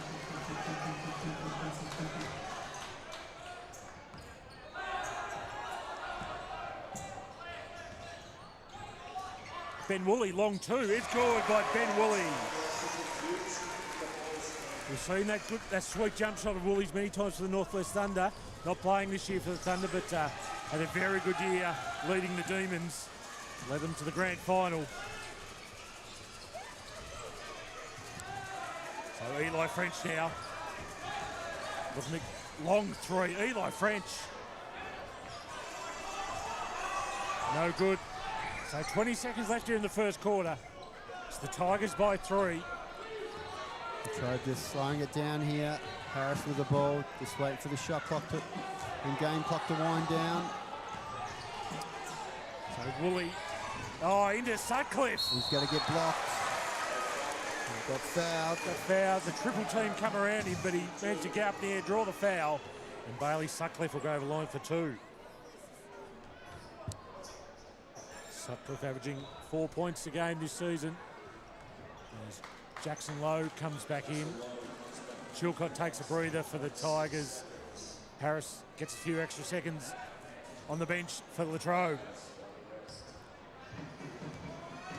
So Bailey Sutcliffe can't get the first one to fall. 7 points, 1 rebound, 1 assist. The Ulverston in the qualifying final last Wednesday night. Makes the second. So What can Burnie get up here? French half-court heave, about a foot short of the rim. Quarter time here in this NWBU men's grand final. And it's the Burnie Tigers with the better start. They lead Latrobe 19-17 at the first change. Top scorers in the game. Harry O'Neill for Latrobe with 7 points. 4 points for Tyler Harris. 3 points to Jackson Lowe. While for the Burnie Tigers, 5 points to Joe Chilcott, 4 points to Emick French, 3 points apiece to Eli French and Brad Simpson. So, entertaining first quarter. Both teams showed a few nerves early, Moo. Just starting to settle into it. What did you sort of take away from the latter stages of that quarter? Oh, look, I knew it was going to be a fast pace early on, Coley, until they both get settled in. Saw a little bit of fatigue, and that happened a little bit late in that first quarter, but I think now the game's going to sort of slow down a little bit. We do know that Burnie are a good transition team, more so than what Latrobe is. So we'll look to see whether they can sneak in a few little easy transition baskets. For most of the play, I think it's just going to be a half-court game, Coley. So we said before, plenty of NWBU alumni in the house here tonight. So great to see Willie Joseph down in the sponsors box there. I think I saw Nick Haywood, a multiple premiership player with Ulverston, in the house here tonight. Paul Simpson finishing off necking his beer. Another premiership player for the Demons. Former Latrobe import Curtis Coleman, who's the uncle of Tyler Harris. Yes. Great to see Curtis in the house here, who played at Latrobe in the 80s, I think it was. Yeah, in the 80s, yep. One of the best to do it. Smooth mover was Curtis Coleman. But welcome to all those tuning in on the YouTube live stream as well. Great to have you on board. I think Big Joey Downs in Washington State was keen to watch tonight. He'd be watching Big Joey, just a legend of the NWBU. In that 500 game club. Foul there on Tyler Harris as Brad Simpson drove the line. I reckon if Joe was playing tonight, we all know he would use his 5 fouls very wisely. Big Joey. Another sensational player over the years at this level and above at NBL 1. Simpson to the line, makes his first free throw. So Latrobe are going back to their starters.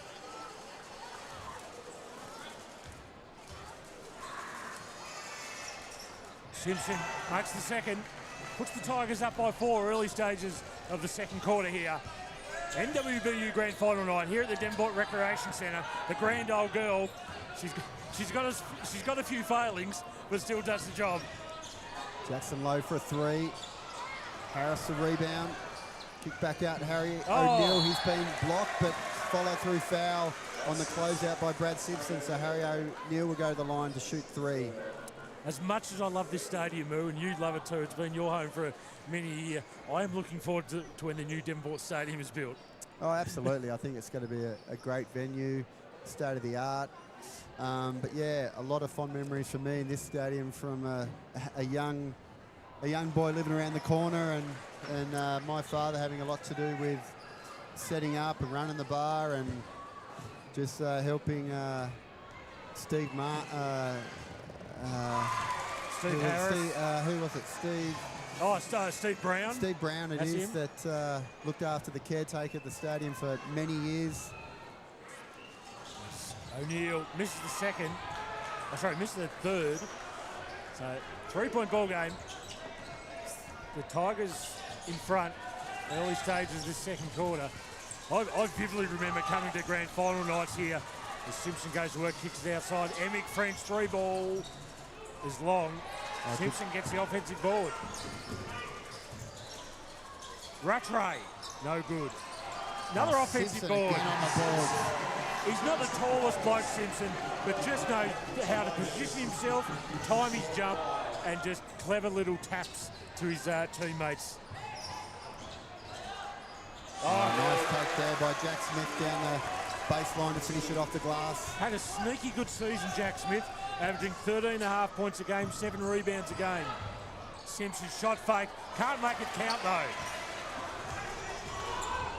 That's a good Harris, look. two hands! With authority from Tyler Harris. Just explosion there, Coley, on that two-hand flush. So I'll just say before, I remember my early years coming here for grand final night, there was no sponsor boxes. People would bring the inserts from their couches or sofas at home And up on the sit on rafters too, hanging Carly. off the rafters. OH&S liabilities everywhere. But that's how it was back in the early 90s. Rattray, a shot clock expired, no good. Simpson, Finish in front of three demons, Colby. big man move from Brad Simpson. Puts the Tigers back up by 3.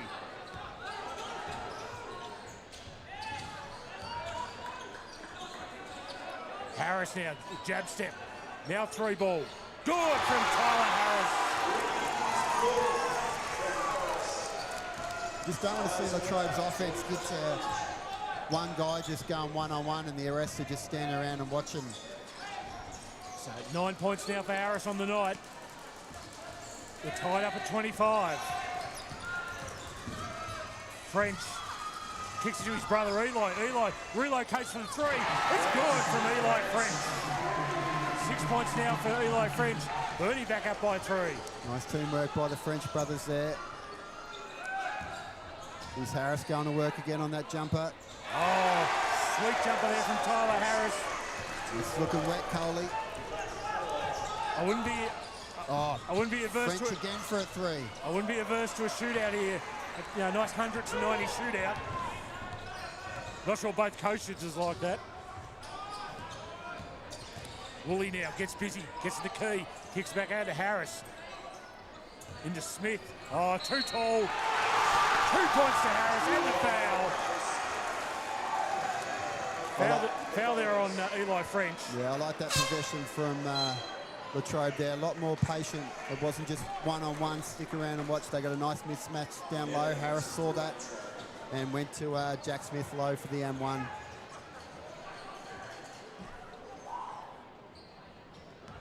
So Jack Smith, Coley, Launceston recruit. Yeah, as I said, had a very good year. 13.5 points, 7 rebounds a game. That's good numbers in anyone's book. So the Tigers now trailing by 1. Simpson's pass was loose but tidied up by Chilcott. Shot clock down to 5. Chilcott's got to go to work. He's found French on the wing. Oh, in and out. Oh, Brad Simpson with the rebound. Just worked that beautifully against his younger opponent, Jackson Lowe. That there is experience move. Absolutely, just got him on the chicken wing hold. Referee couldn't see that. So where's Devonport checks back in to give Brad Simpson a rest as Harry O'Neill nearly picks off that inbound pass from Eli French. So Burnie will reset here. 13 seconds on the shot clock.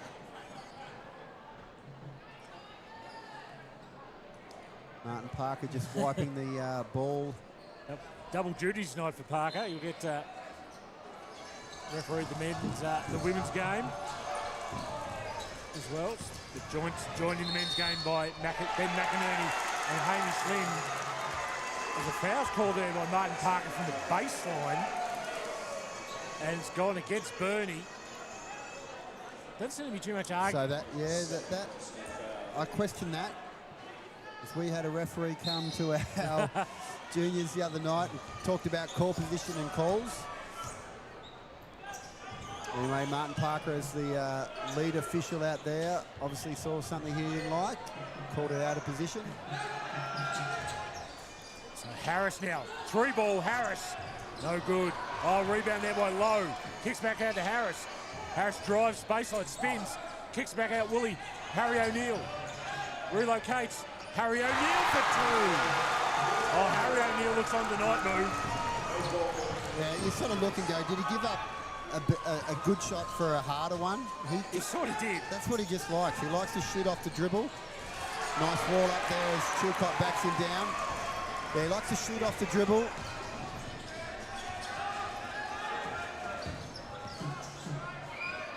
Latrobe now. Smith. Oh, had a fair bit of space there. Woolley, through ball on the offensive glass. Goes down for Ben Woolley. Latrobe are purring now. Tight ball game. They led this one by 3. 5:03 left in the second half. And the Demons just with the momentum at the moment, Moo. Just on a nice little run, Coley. Second chance points. Good tip out by Jack Smith off his own miss. They're the sort of shots that Woolley needs to get going. He's been defended pretty well. Not as probably crafty as Harry O'Neill off the dribble with a hand in his face, but got a nice, easy open 3 there. And yeah, timeout. Burnie need to regroup and talk this one over. So if you're just joining us on the broadcast tonight, it was Burnie's women who won the first grand final tonight against Devonport. Really close game in the last quarter. Burnie just edged ahead at the end to win 59-54, with Macy Crawford getting the MVP award. But it threatened at times. Burnie looked like it could blow it out. Devonport, to their credit, came back and set up a grandstand finish, but Burnie's composure at the end just told, didn't it, Lou? Yeah, look, they just were able to get in the bonus to their advantage, so any foul shots that they got, they contributed and knocked them down, so that probably was the ball game for them by making the free throws, as we spoke early on in the game about Devonport. Well, both teams basically leaving some points on the board there, but Burnie got it done in crunch time. So back underway here, second quarter of the men's grand final. It's the Demons versus the Tigers. Emmett French, Harry O'Neill's on the floor. Emmett French drains the three-pointer. Yeah, nice little set there, ran for French to get open. He had plenty of time after Harry O'Neill slipped, and French fumbled the ball as well, but composed himself to knock down the triple. Harris, couldn't get the fall. Rebound there by Devonport. Turns it over though, straight to Woolley.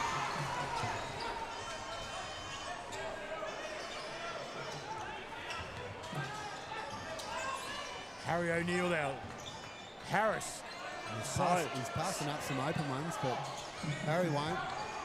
Oh, Harry O'Neill just short on that one. And the rebound there by Emmett French.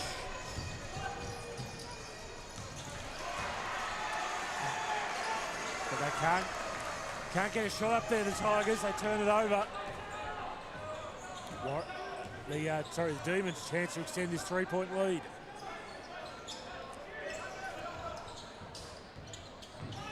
Smith runs across the rim. Tidied up there by Ganninan. And the Tigers will look to eat into this deficit. Chilcott guarded by O'Neill. Harris comes over, double team. This is good defense here by the Demons. That's a tough pass. That's a very tough pass. As Brad Simpson checks back in the game for Wes Devonport. And Jake Vincent gets his first bit of court time tonight to replace Jack Smith. Jake Vincent, Jackson Lowry,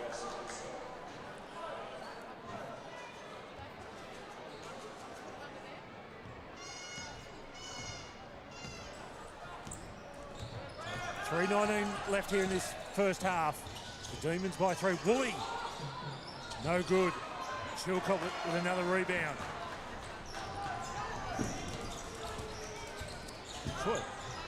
Joe's sort of forced to play a role he's not used to playing at NBL 1 level, that sort of power forward role. Yeah. Brad Simpson, however, powers his way to the basket, drops in for 2.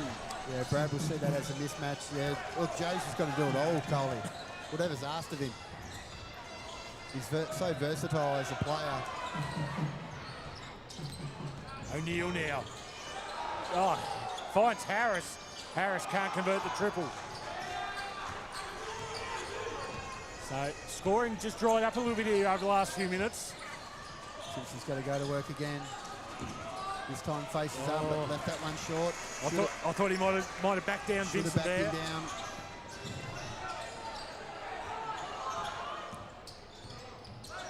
Harris now. Kicks out there, Tate O'Neill. Can light it up too. Averaging nearly 8 points a game this season, Tate O'Neill.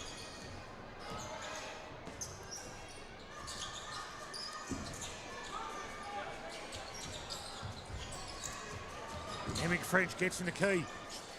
Oh, and gets it to fall, Emick French. French up to 11 points now along the night. Tigers back in front.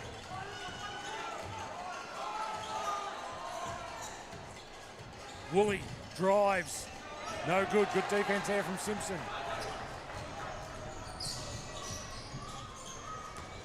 Oh, Simpson assessed the pull-up three, thought better of it.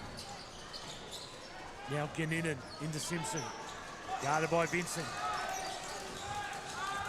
Here he goes. Clear out, get to his spot. Wheels around on the right, can't get the fall. Well, Harris left it behind. Has to chase up the scraps. Has to get it over. He does. With a couple of seconds to go. Harris, goes all the way. Big Euro step. And drops it in for two. Tyler Harris. I think both teams are looking for the break, Coley. Both starting to fatigue a little bit, look a little bit tired. I'm looking for the break too.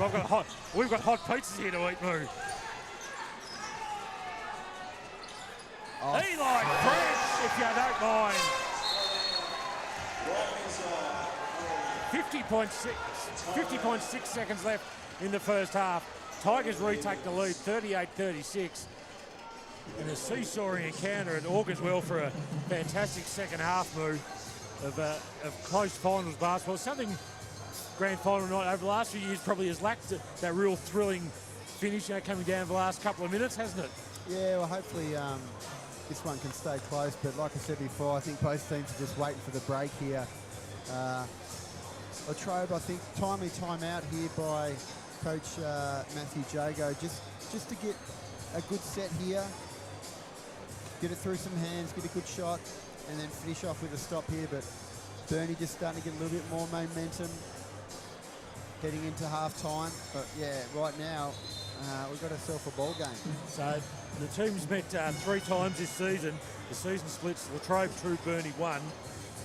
Latrobe won the latest encounter back in round 18 with an 80-76 win over the Tigers in Burnie. Burnie won the round 11 clash 79-69 in Burnie, and the round 4 encounter at Latrobe went the Demons' way 74-60. Burnie certainly, even though they finished 13-7 and in 4th place on the NWBU ladder, most of the basketball people you talk to thought Burnie were the dark horse coming into this final series if they got their form together. Yeah, absolutely. Just with that experience, and they would have been just focused on making the playoffs and then see what happens from there. The ball's nearly going to go in here. Oh, it doesn't. That would have been an absolute freak of nature if that ball went in. So Burnie get the stop.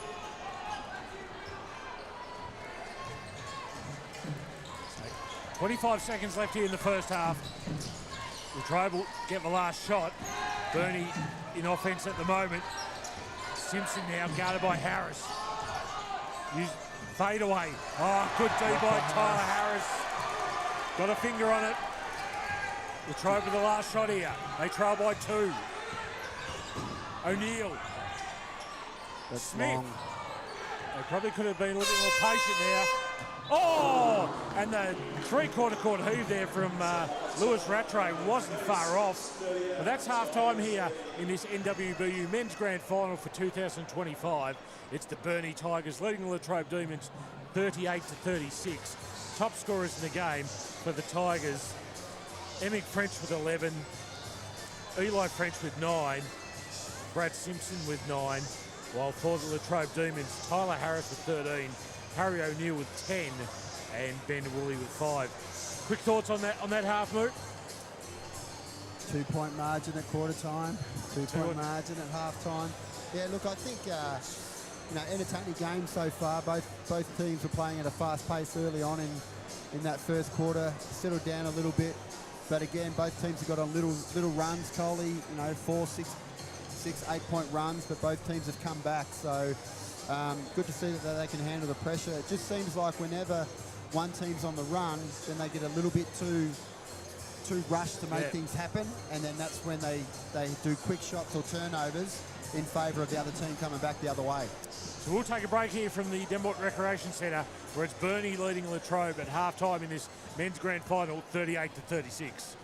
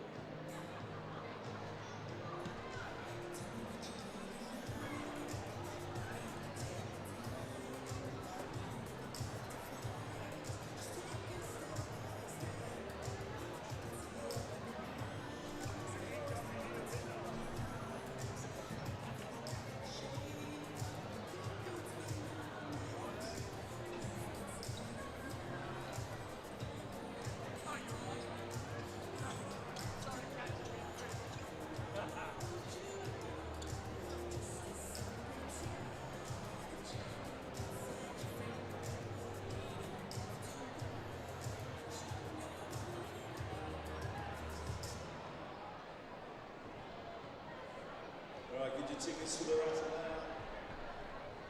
Going to draw flickering memories. We'd like to thank Basketball Tasmania for giving them the opportunity to raise funds for the benefit of players and officials needing treatment for a life-threatening illness throughout the final series in 2025. So get your raffle tickets out. We'll get 3 prizes.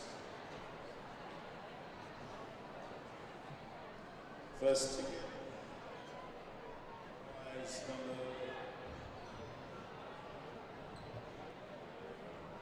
first prize in the raffle is red ticket N22. Red N22.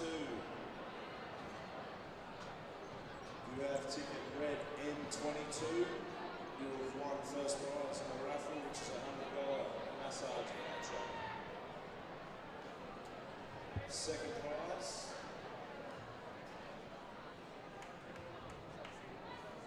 Green ticket Y62. Green Y62.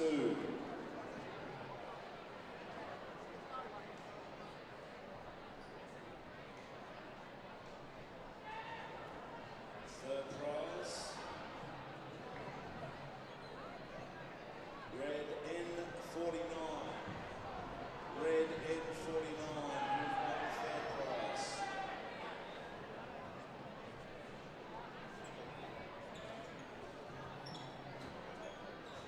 Repeating ticket numbers. First prize, red N22. Come and see me if you're the winner. N22. Second prize, green Y62. Third prize, red N49. If you've got any of those tickets, come around and see me with your ticket. Give you your prize.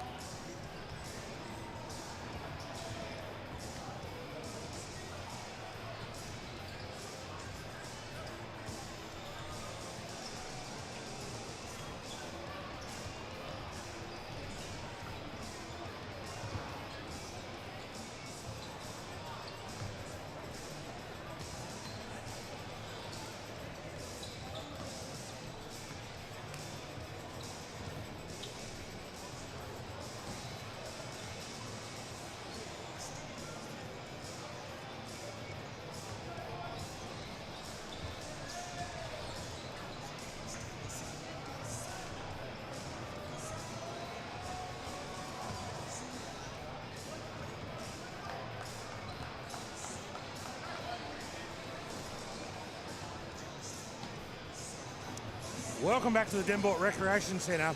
All set for the second half of this NWBU men's grand final. At half-time, it's the Burnie Tigers with a 38-36 lead over the Latrobe Demons. In a half that sort of, both teams made some nice little runs. Both teams got on little runs of turnovers. But in the end, only 2 points separates the two teams. You've had a look at the stats a little bit deeper, moves. Anything stood out to you tonight? It's pretty even across the board, Carly, with the way the game's gone so far in this first half.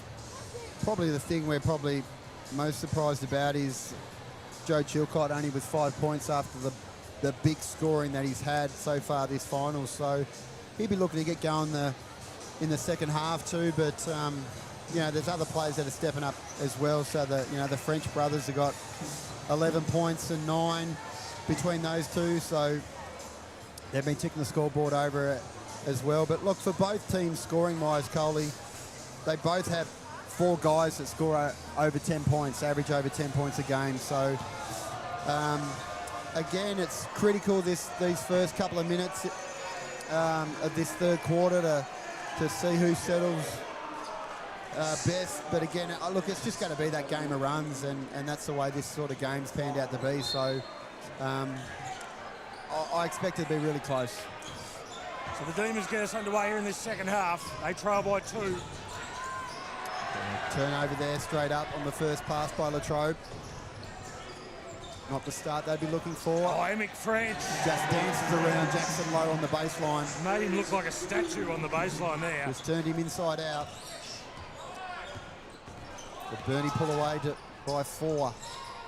Both the French brothers also playing footy this year for the Burnie Dockers as well. Yeah, so, talented sportsman there, Coley. Not sure if Emic, I think he might have been in the squad for the NWFL rep team, I think, that plays tomorrow. I'm not sure he made himself available, or whether he's planning a big night tonight. Chilcott. Step back. Oh, had a look inside the hoop, but rattled back out. The Tigers by 4. Woolley gets the Demons on the board in the second half. Cuts the margin back to 2. Woolley now 7 points on the night.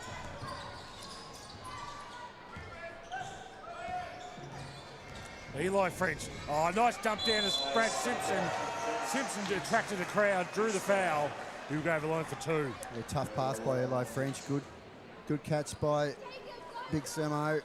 And like you said, attracted the crowd and went up for the shot with 3 Demons around him. So Simpson this year averaging nearly 18 points a game, 8 rebounds a game, 1.5 assists a game.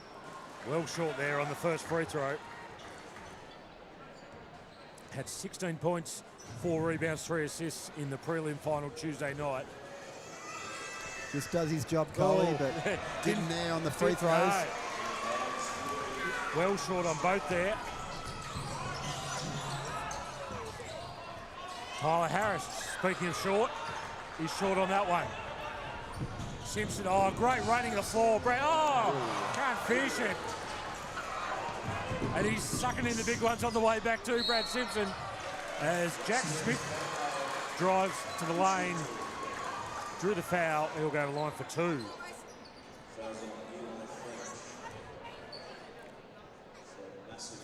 Foul there on Eli French. That's his 3rd for the game.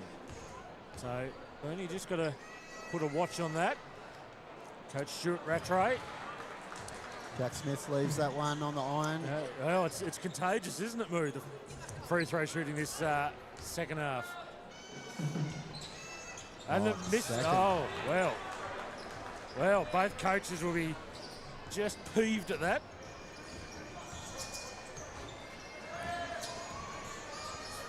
So it remains a 2-point ball game in favour of the Tigers. 2 minutes gone here in this third quarter. Emic French just couldn't quite finish it. Well, somehow it ended up in Latrobe hands. Ben Woolley's hands. 3-pointer for Ben Woolley. Woolley now 10 points on the night. Demons in front by a point. Brad Simpson got the mismatch here on Lowe. Oh, great work there, Brad Simpson. Lowe didn't do too much wrong. Nah, just all class by the big man. And what we believe, well, he's come out and said this is his final season. Oh, Lowe in response did a lap of the rim, coughed itself back out.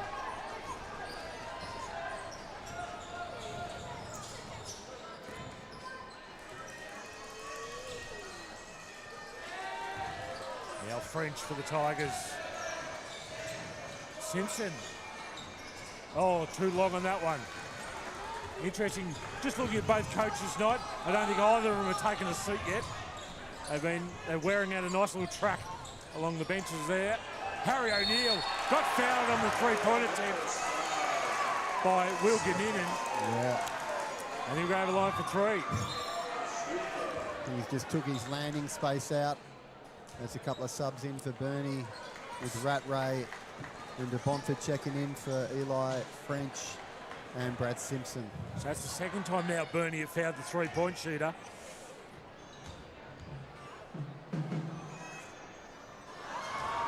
Can't make free throws though, Coley. No, can't make him count at the charity stripe. And as we said in the women's game when the virus caught on, it's not, you don't think about it too much in the moment, then coming into the game, it's a 2 or 3 point margin, then all the what ifs start going through your mind. O'Neill goes 1 of 3 at the line, and we're tied up at 42. Good pressure here by Ben Woolley in the backcourt. Great on-ball defense there. Great pass from Emmett What French about the pass, Coley? into West Devonport. Great catch by Wes too. Good finish. That was a great one-on-one battle between Woolley and French. French ended up getting the assist. Bomford got the points. Latrobe can't convert down the other end. Here it is, the French again looking for an on-ball screen there on the wing.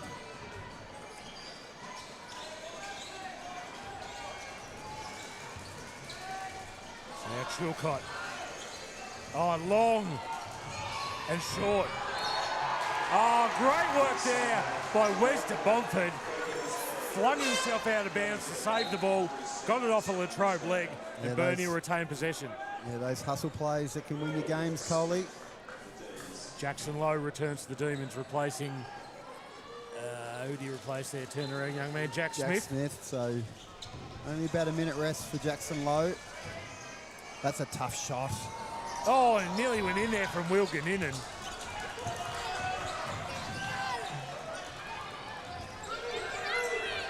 .550 left here in the third quarter. The Tigers by 2. Here goes Harris. Kicks it out. Woolley, corner 3 in front of the wet area. And the bench. And gets plenty of cheers for that successful three-pointer. Puts the Demons back in front.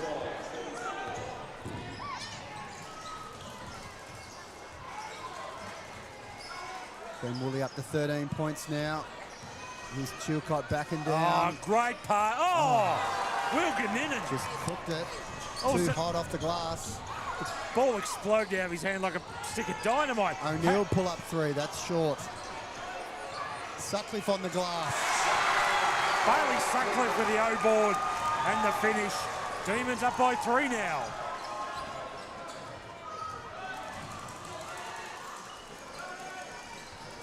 That's short. Oh, nothing but air from Wes Devonport. Harry O'Neill. Now they pull it back out through Harris. Here goes Tyler Harris. Drives off the glass. Great team rebounding there by the Tigers. Nice step up. Good help there by Joe Chilcott walling up. Oh, French with the crossover. He's got the call. He did too. Just dance around Sutcliffe at the top of the key. He's got a big trick bag, does Emmett French. Substitutions with Tate O'Neill and Brad Simpson back on for their respective teams. The Burnie in the regular season, best defense in the league, only conceded 66.5 points a game. Oh, Emic French in and out. We're only 5th best in offence. Latrobe, on the other hand, 2nd best offensive team, 84.5 points a game, and conceded 75 points a game, which was 3rd best in the league. Finished the regular season 2nd on the ladder, did the Demons. Said before, the Tigers are trying to win the flag from 4th. Simpson cutting Ginnin and gets it to fall. So Rattray. Rattray got that one. Lewis Rattray brings it back to a 1-point ball game.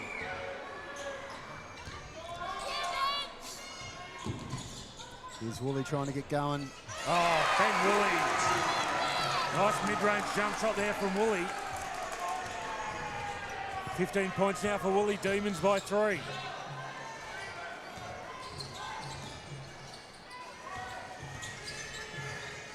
Chilcott drives. Luhesi short on the glass. He's looking for the foul call. Harris emerges with the loose ball.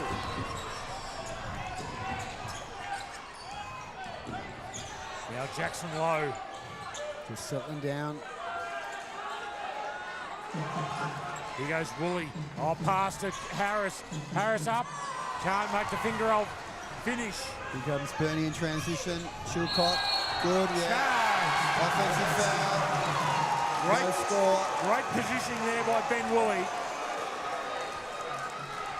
Joe's not overly happy with the call. Keen for a bit of a chat with referee Hamish Lind. I thought Woolley got good position there on that one. Got nice and square with Chilcott. Yeah, he picked his spot, went the right way. As Woolley comes to the bench for a well-deserved rest. He needs to breathe that. Replaced by Harry O'Neill. So Harry O'Neill comes on for Sutcliffe, and Will Jago was on for Ben Woolley. And Jago running the point now for the Demons. 2:45 left here to go in the 3rd quarter. Harry O'Neill, no look pass to Jago. Will Jago's screwball, no good.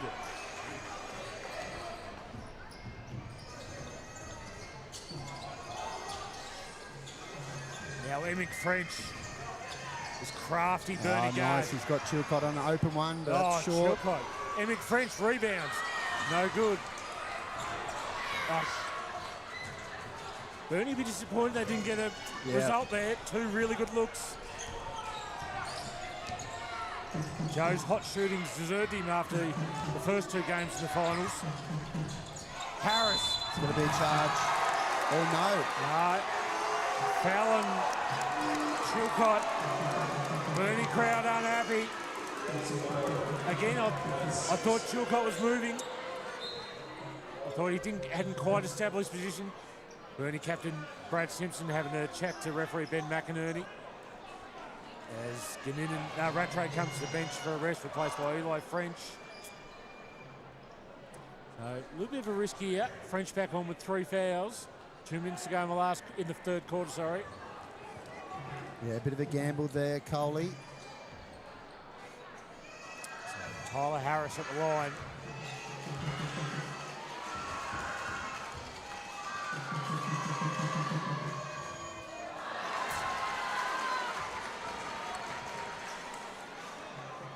This is the first free throw itis.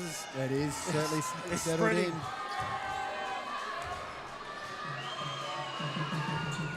Makes the second to Tyler Harris. Quick addition, sneaker watch. Tyler Harris's shoes, eye-catching. Very colourful. I think he's running a pair of Paul George Nikes there from a few years ago. Eli French now. Oh, passing to Simpson. Oh, Simpson yep. off the glass. And Latrobe can't believe the foul there. Foul's definitely there. Brad Simpson aligned for 2. Yeah, Big Simo will be disappointed he couldn't get the M1 on that one. Maybe the Simo 5 years ago puts that in. Just it's the weary body. Just needs to convert here. He does.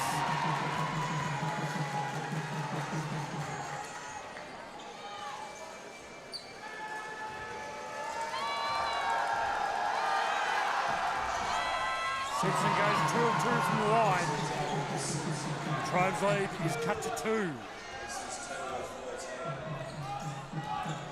Minute 38 left here in the third quarter. 2-point ball game in favour of Latrobe.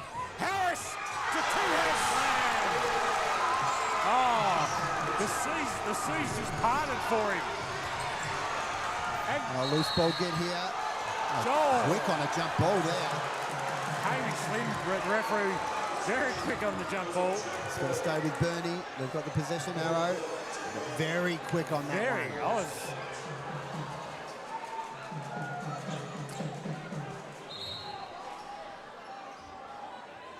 So shot clock will be at 18 for the Burnie Tigers. As the towel wipers just wipe up a bit of sweat there from the lads rolling around on the floor getting that loose ball.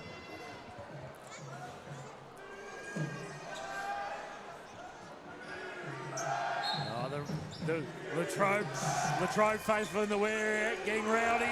Like to see it. Simpson up and under. Oh, Brad Simpson. Grown man move by the Burnie veteran. Puts in for two. He's up to 15 points for the night. Back to a 2-point ball game. Oh, Harris behind the back. He's got Harry O'Neill at the top. He's gone to his brother in the corner. That's nothing but air. Oh, He outworked Jackson Lowe under the basket to get that offensive rebound in the reverse layup. Demons back up by 4. Under a minute to go in this third term.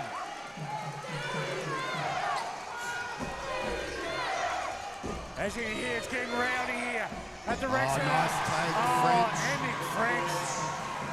Oh, that's nice to watch. Just slicing through the defense and finish with a tough layup under traffic. Oh, Harris, how'd he get Double through spin. that? Harry O'Neill. It's down. Crazy finish this third term here at the Devonport Recreation Centre. The Demons out by 5, 10 seconds to go. Eli French takes that's himself, rough too, Coley. does it himself. Demons, O'Neill. Oh, nearly goes in. Would have been good too. 3-quarter time here at the Devonport Recreation Centre in this 2025 NWBU Men's Grand Final. And like the women's game, we're set for a barn burner of a finish with the Latrobe Demons leading the Burnie Tigers 57-54. Top scorers in the game so far for the Demons. Tyler Harris with 16, Ben Woolley with 15, Harry O'Neill with 14, while for the Tigers, 15 points apiece to Emmett French and Brad Simpson, 11 points to Eli French. Oh, I can't wait for this last quarter move. It's on, Coley. It's on. Joe Chilcott went scoreless that quarter as well. But how about the pace in the last 3-4 minutes of that quarter? So up and down, a lot of one-on-one, especially by Harris, but then some good ball movement as well. Just some tough shots, either Harry O'Neill with that 3, the French boys getting downhill for Burnie with some tough layups. This is what we want to see. Oh, someone's going to make a name for themselves in this last quarter move, I think. The French boys, they've got a big bag of magic tricks. Harry O'Neill could do anything. Ben Woolley's been shooting well all night. Then you've got Tyler Harris, just was allowed to just an empty runway to the hoop there on that slam dunk during the third quarter, and Brad Simpson continuing to work hard under the basket for his points tonight. Now, we've also got to talk about these role players like Latrobe, Jackson Lowe, who's just, crashing the boards and getting some crafty offensive rebounds and then finishing as well. You need those types of plays, and those types of plays are going to win it in this last quarter. Really looking forward to see what this wet area does, Coley, in this last quarter. It's all Latrobe, and they are up and about. Half of them disappeared into the bar during the break to get a couple more cans. Just to recharge the vessels, and they are ready to go. Latrobe faithful, who are right next to us here on our right-hand side and in the corner of the stadium here, they're ready to go. They could go mental if the Demons break this 30-year premiership drought. So set to go here. 3-point ball game in favour of the Demons. 57-54. So both teams with their starters on, Coley, as expected. I think it's Harry O'Neill. Oh, in and out. Harris with the offensive rebound. No one blocking out. Reset for Latrobe. Oh, nearly double dribbled there, Harris. Needs to get it up. Shot clock at 4. Good defense there by the Tigers. So Emick French had a great game tonight, 15 points. Can he make it 18? No, he can't.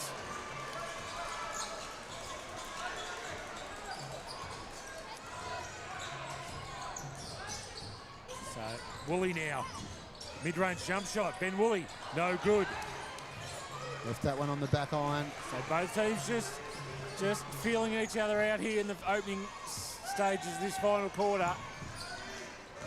It hasn't opened up at a cracking pace yet. Expect maybe it will in a couple of minutes. Simpson now. Mid-range 2. Simpson, no good. Low with his 7th rebound of the night. So it remains 57-54.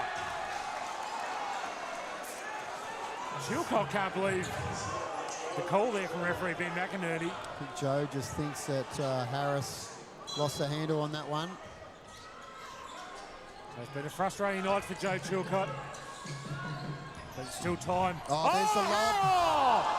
I'm not sure what he was thinking there. He was way off. Tyler Harris, Harris took off. Unfortunately, he couldn't grab the ball. Eli French managed to keep 1 foot on the ground there.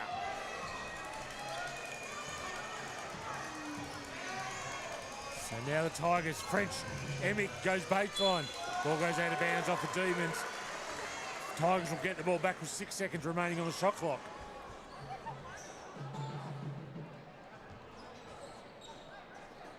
The crowd, you just feel the tension in the crowd at the moment. Moo there, not quite sure. No teams have been able to score yet. Nearly 2 minutes down in the fourth quarter. Emick French, no good. Maybe had claims there for a foul, wasn't called. Harris, 3-ball corner, no good. Not a lot of sets being run, Coley. Do you feel a timeout might be coming here from either Jago or Rattray just to calm their team down a bit? Well, I just think for Latrobe, they don't have a true point guard like they do, like Burnie do with Eli French. So they just need to settle here, right? So if it's going to be Woolley here, what are we running? Right, so just settle it down here. Let's get it through some hands. Right, this is better execution here. O'Neill, short on the shot. Harry was looking for a foul on a push on the shot. All of a sudden, Gladrap has appeared on the rims here at the Devonport Rec Centre. Emick French now. 7 left on the shot clock. Sizes up Harris. Oh, That's no, deep. he couldn't. He doesn't. We're not sure about that possession. Both teams really struggling to get a decent offensive set going here. O'Neill now, the Harry variety. Looking for Smith in the post on the mismatch. He's got the height here. Oh, French. Like a thief in the night, Emick French has stole it. Could have got a foul there, Emick French. We'll get a foul called there.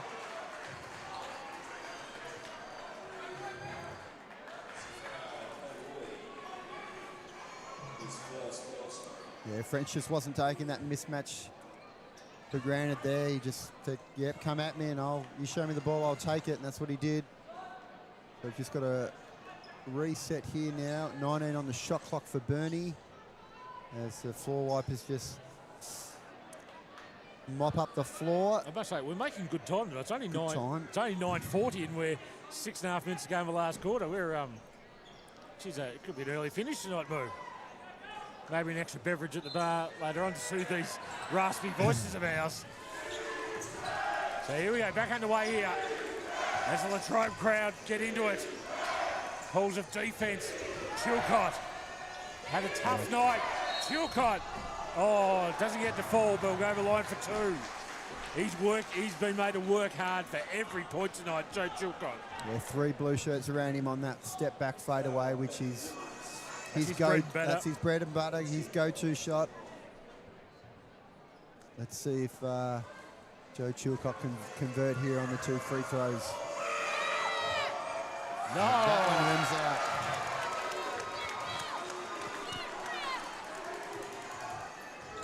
Can't leave these on the rim. Chilcott makes the second. 6 points now for Joe Chilcott on the night. It's a 2-point ball game. 6 minutes 20 left here in the final quarter. NWBU grand final action from the Devonport Recreation Centre.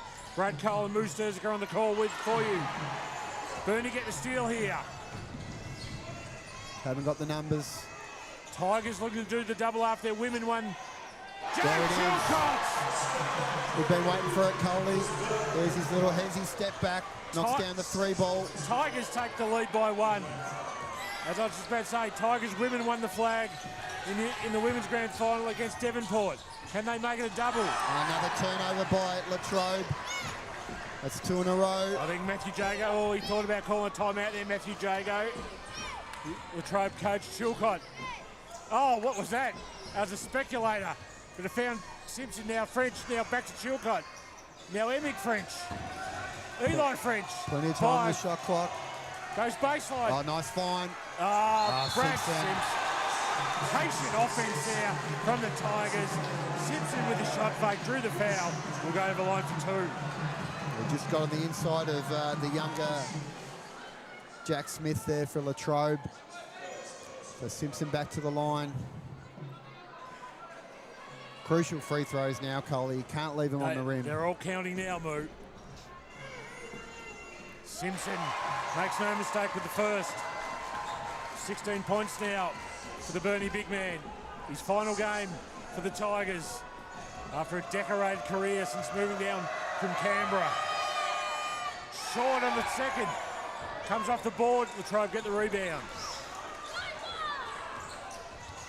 Be interesting to have a look at some of these free throw stats tonight. Oh, Latrobe. Parrish long on that shot. Latrobe 35% from the charity stripe tonight. Burnie only 58, is it? Yeah, 54. 54. So both teams. Oh, Chilcott again, step back, triple. No good, but Eli French, smallest bloke on the court, got the rebound. Chilcott drew the foul. And all of a sudden, a bit of momentum with Burnie here, Moo. Just getting to the offensive glass, second opportunities. And we've got a timeout here by Latrobe coach Matthew Jago. Just got to settle his troops. Consulting with his assistant, Jordan Muir. Yeah, I think Jordan's going to take the lead in this. No, he's not. Often we see Jordan take the whiteboard in timeouts. This one's probably not more so about X's and O's. They should know what they're doing. So just to settle down. We've had a couple of costly turnovers in the mid part of this last quarter. Geordie Muir, a stalwart of the Latrobe Basketball Club, been there through thick and thin. His parents, Rose and Greg, just great supporters of the club as well. Both Rose and Greg, former presidents of the club. And all the Latrobe faithful are here tonight. Don't worry about that. And if they can get the chocolates tonight, it'll be a big night in Cotton Street, back at the club rooms. Absolutely, it would be. Saying that, Burnie, at the moment, the 2-point lead, on track to make it a double premiership tonight. With the women getting the job done over Devonport in the earlier game.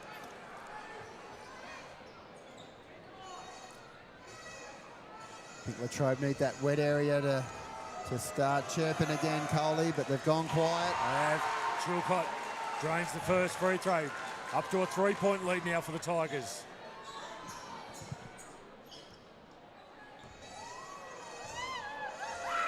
Chilcott. Oh, in and out. And the free throw shooting just continues to be a worry for both teams here tonight.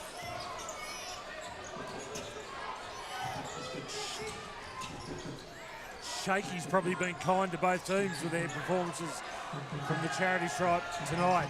Harris, crossover. Oh, thought about the step back 3.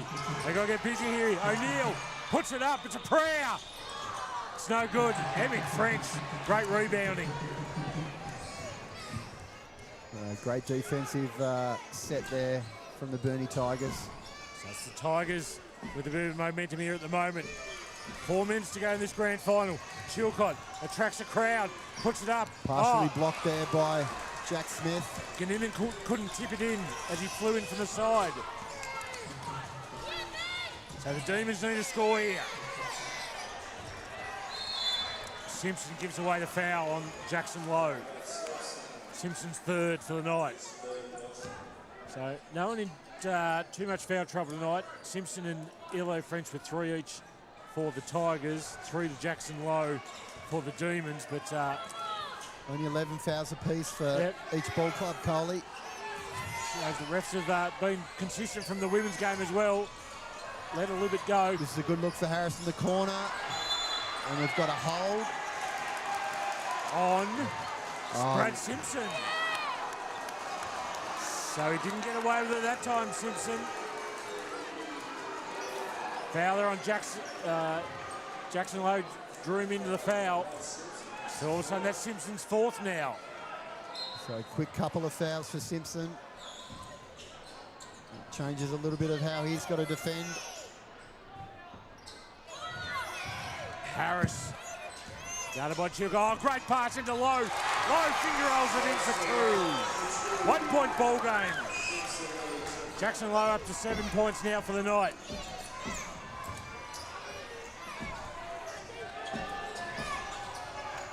Tigers, what they got here? Go into Simpson. Simpson goes up. Can't get the full. Good defense there by Lowe. Harris up and running for the Demons. Shoulder into Chilcott. No call. Well, there we go. Oh, they're all hitting the floor here. Emic French slipped over there at half court.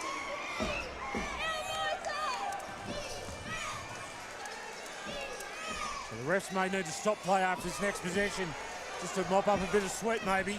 Here goes Emic French. 3 ball. No good.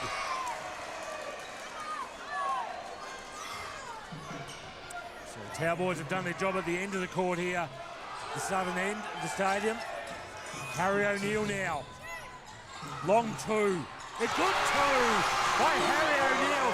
Puts the Demons back in front. The wet area explodes into delight. Led by Harry's dad, I think. I think it is.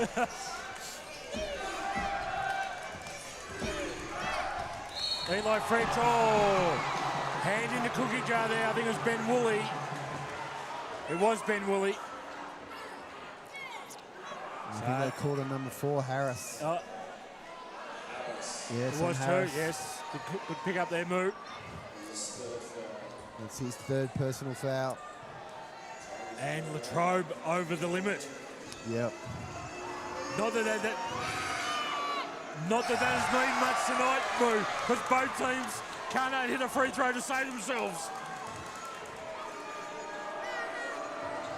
Jeez, this could really come to haunt you now.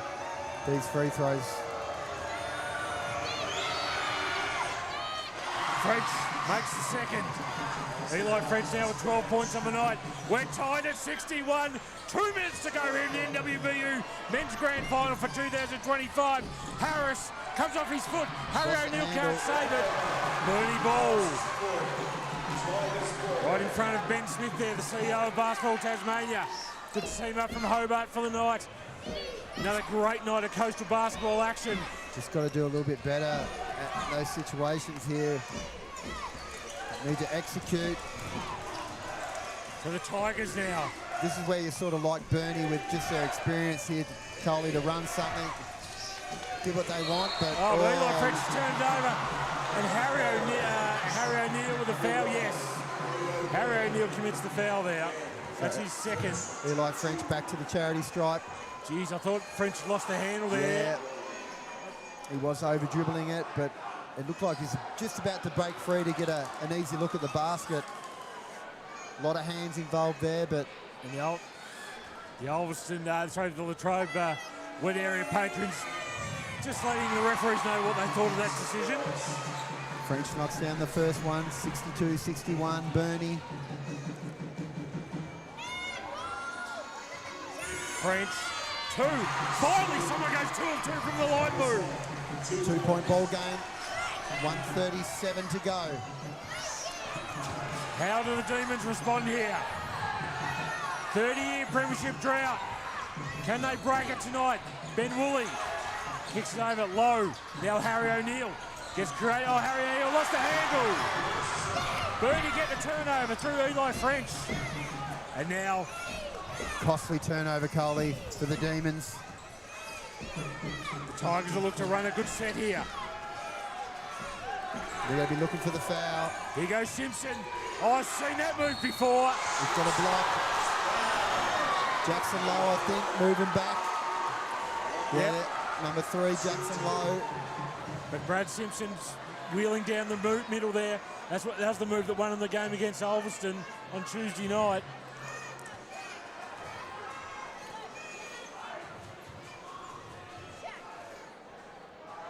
If he knocks these down, it's just going to make it extremely tough for Latrobe from this point, Coley. So Brad Simpson, as I said, his final game of basketball for Burnie in his career.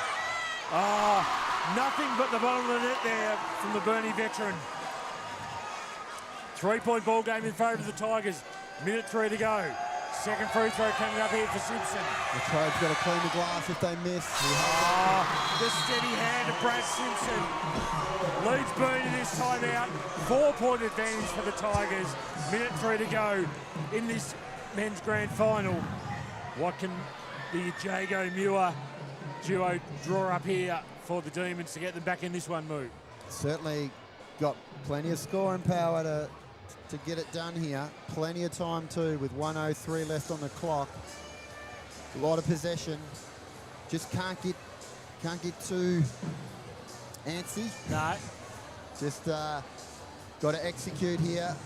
And again too, looking for the counters, right? From the defense and reading the defense and looking for the counters. So just making plays and adjusting, but certainly got the guys on the floor to get a bucket. That timeout bell is officially at the end of its season as well. That is, Margaret knows how to get it done properly. Margaret Northrop on the bench there. They've got the bazooka horn ready to go there. Maybe need to get that one out. It'd be hard to hear a whistle here in this last minute. So here we go. Minute 3 left on the clock. Latrobe with possession. They're down by 4. Their premiership drought extends 30 years back to 1995. For the Tigers, they last won a flag back in 2022. Just a bit of floppy action. Woolley for a pull-up 2. No good. No good. Oh, great rebounding there from Will getting in, and amongst many blokes taller than him, he grabbed the board. Now the Tigers will look to use up a full 24 seconds here. They shouldn't foul. Latrobe should want to foul, but they need some more pressure on the ball. Oh, there is the foul.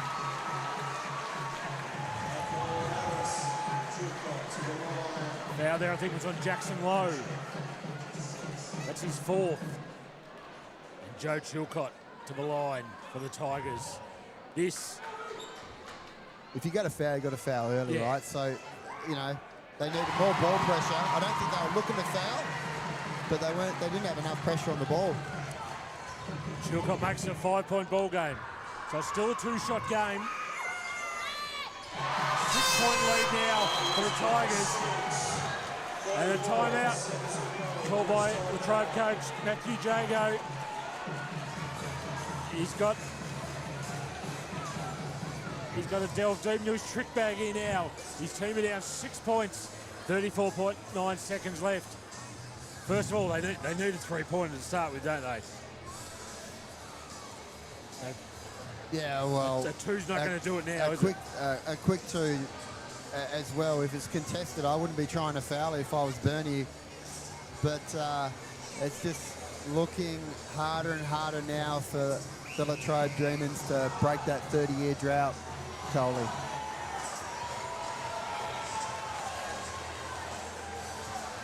I think Burnie can just really I think they can really feel it that they've got this. They just need to contain here. They're not in foul trouble. That's the bonus for them. So they can have a take foul if they need it. Looks like we're going to see a similar inbound play where Woolley would get underneath looking for some floppy action now. We've got a high on-ball screen for Harry O'Neill. Oh, Harry O'Neill come back. Oh, Emmett French, huge rebounds. Oh, the Burnie guards have rebounded well in these last 30 seconds moves. Absolutely, they have. That's the 5th foul on Tyler Harris. He'll lead the game with 16 points.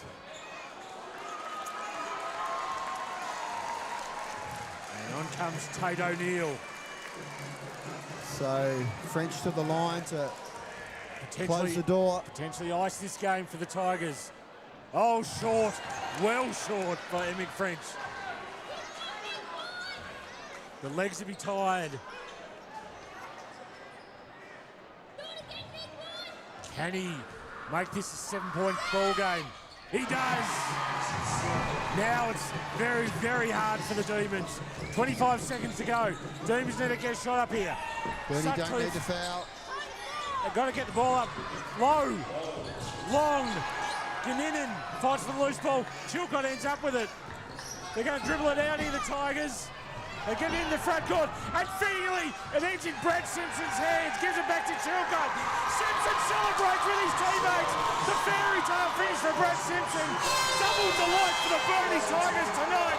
Men's and women's flags for 2025. 68-61 the final score over the Demons. A fantastic game of basketball. And the Burnie experience move got it done in the end. Yeah, look, it's going to be tough for Latrobe. We've had a great season. But a cracker of a game, Coley, too. But just down the stretch, it was Burnie that just wanted it a little bit more. Made some bigger plays. Like you said, too, those guards rebounding and getting those defensive rebounds. And, look, you've got to make your free throws. And late in the game, Burnie did. So top scorers in the game tonight for the Burnie Tigers, the 2025 premiers. 18 points to Brad Simpson. 16 points to Emmett French, 14 points to Eli French. For the Demons, best served by Harry O'Neill and Tyler Harris with 16 apiece, and 15 points to Ben Woolley. I've just about ran out of words, Moo.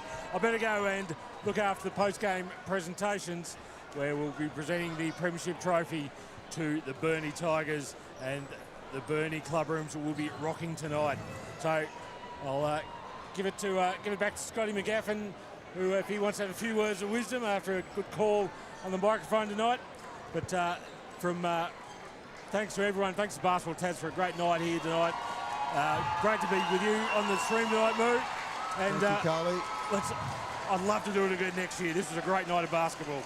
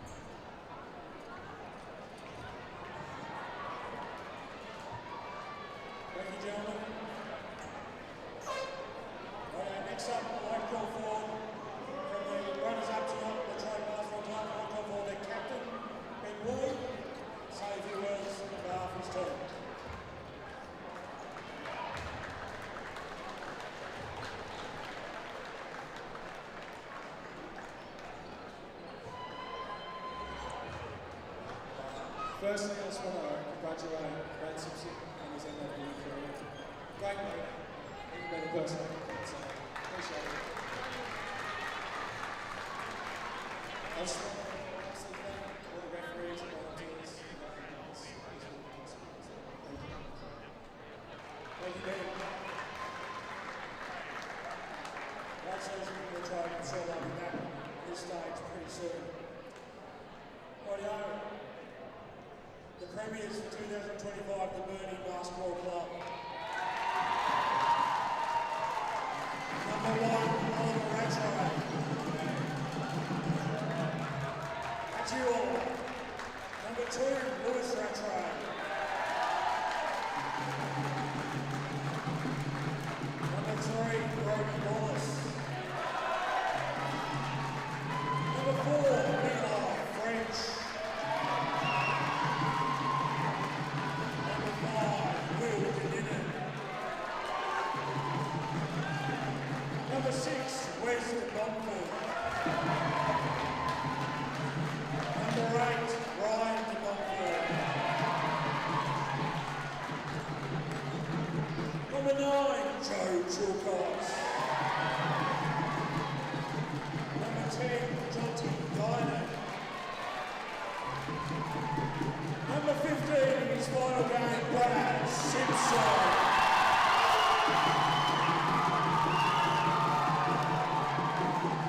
Number 23, Ed Farrell.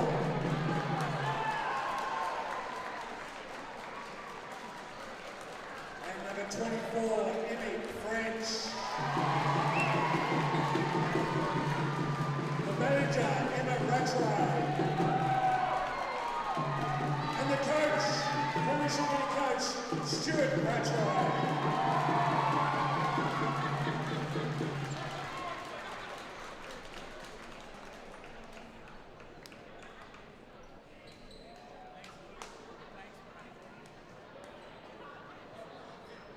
Now the MVP award for the grand final to the best player on court. And who else? Brad Simpson!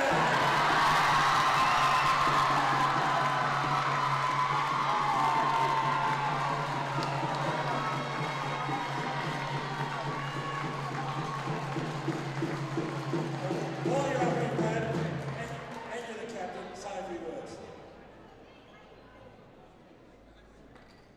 I just want to thank first everyone who put on the competition, everyone got the final series ready. A lot of hard work. It's a great competition. We need to keep it going. We'll go from strength to strength. I just want to thank everyone involved in the NWBU. Cheers. Matty, Paul, Latrobe, hell of a season. Improved up from 7th last year and a big, tough team to beat. So just want to thank everyone over there. We're going to be tough in the future as well. So we'll go with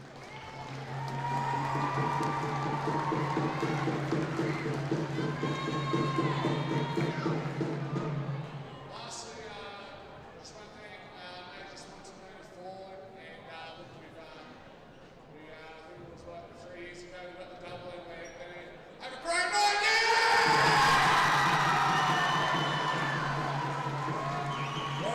Last but not least, the Grand Premiership Trophy, Grand Final winner in the club to the 2025 NWBU Men's Premiership Team, the Burnie Tigers.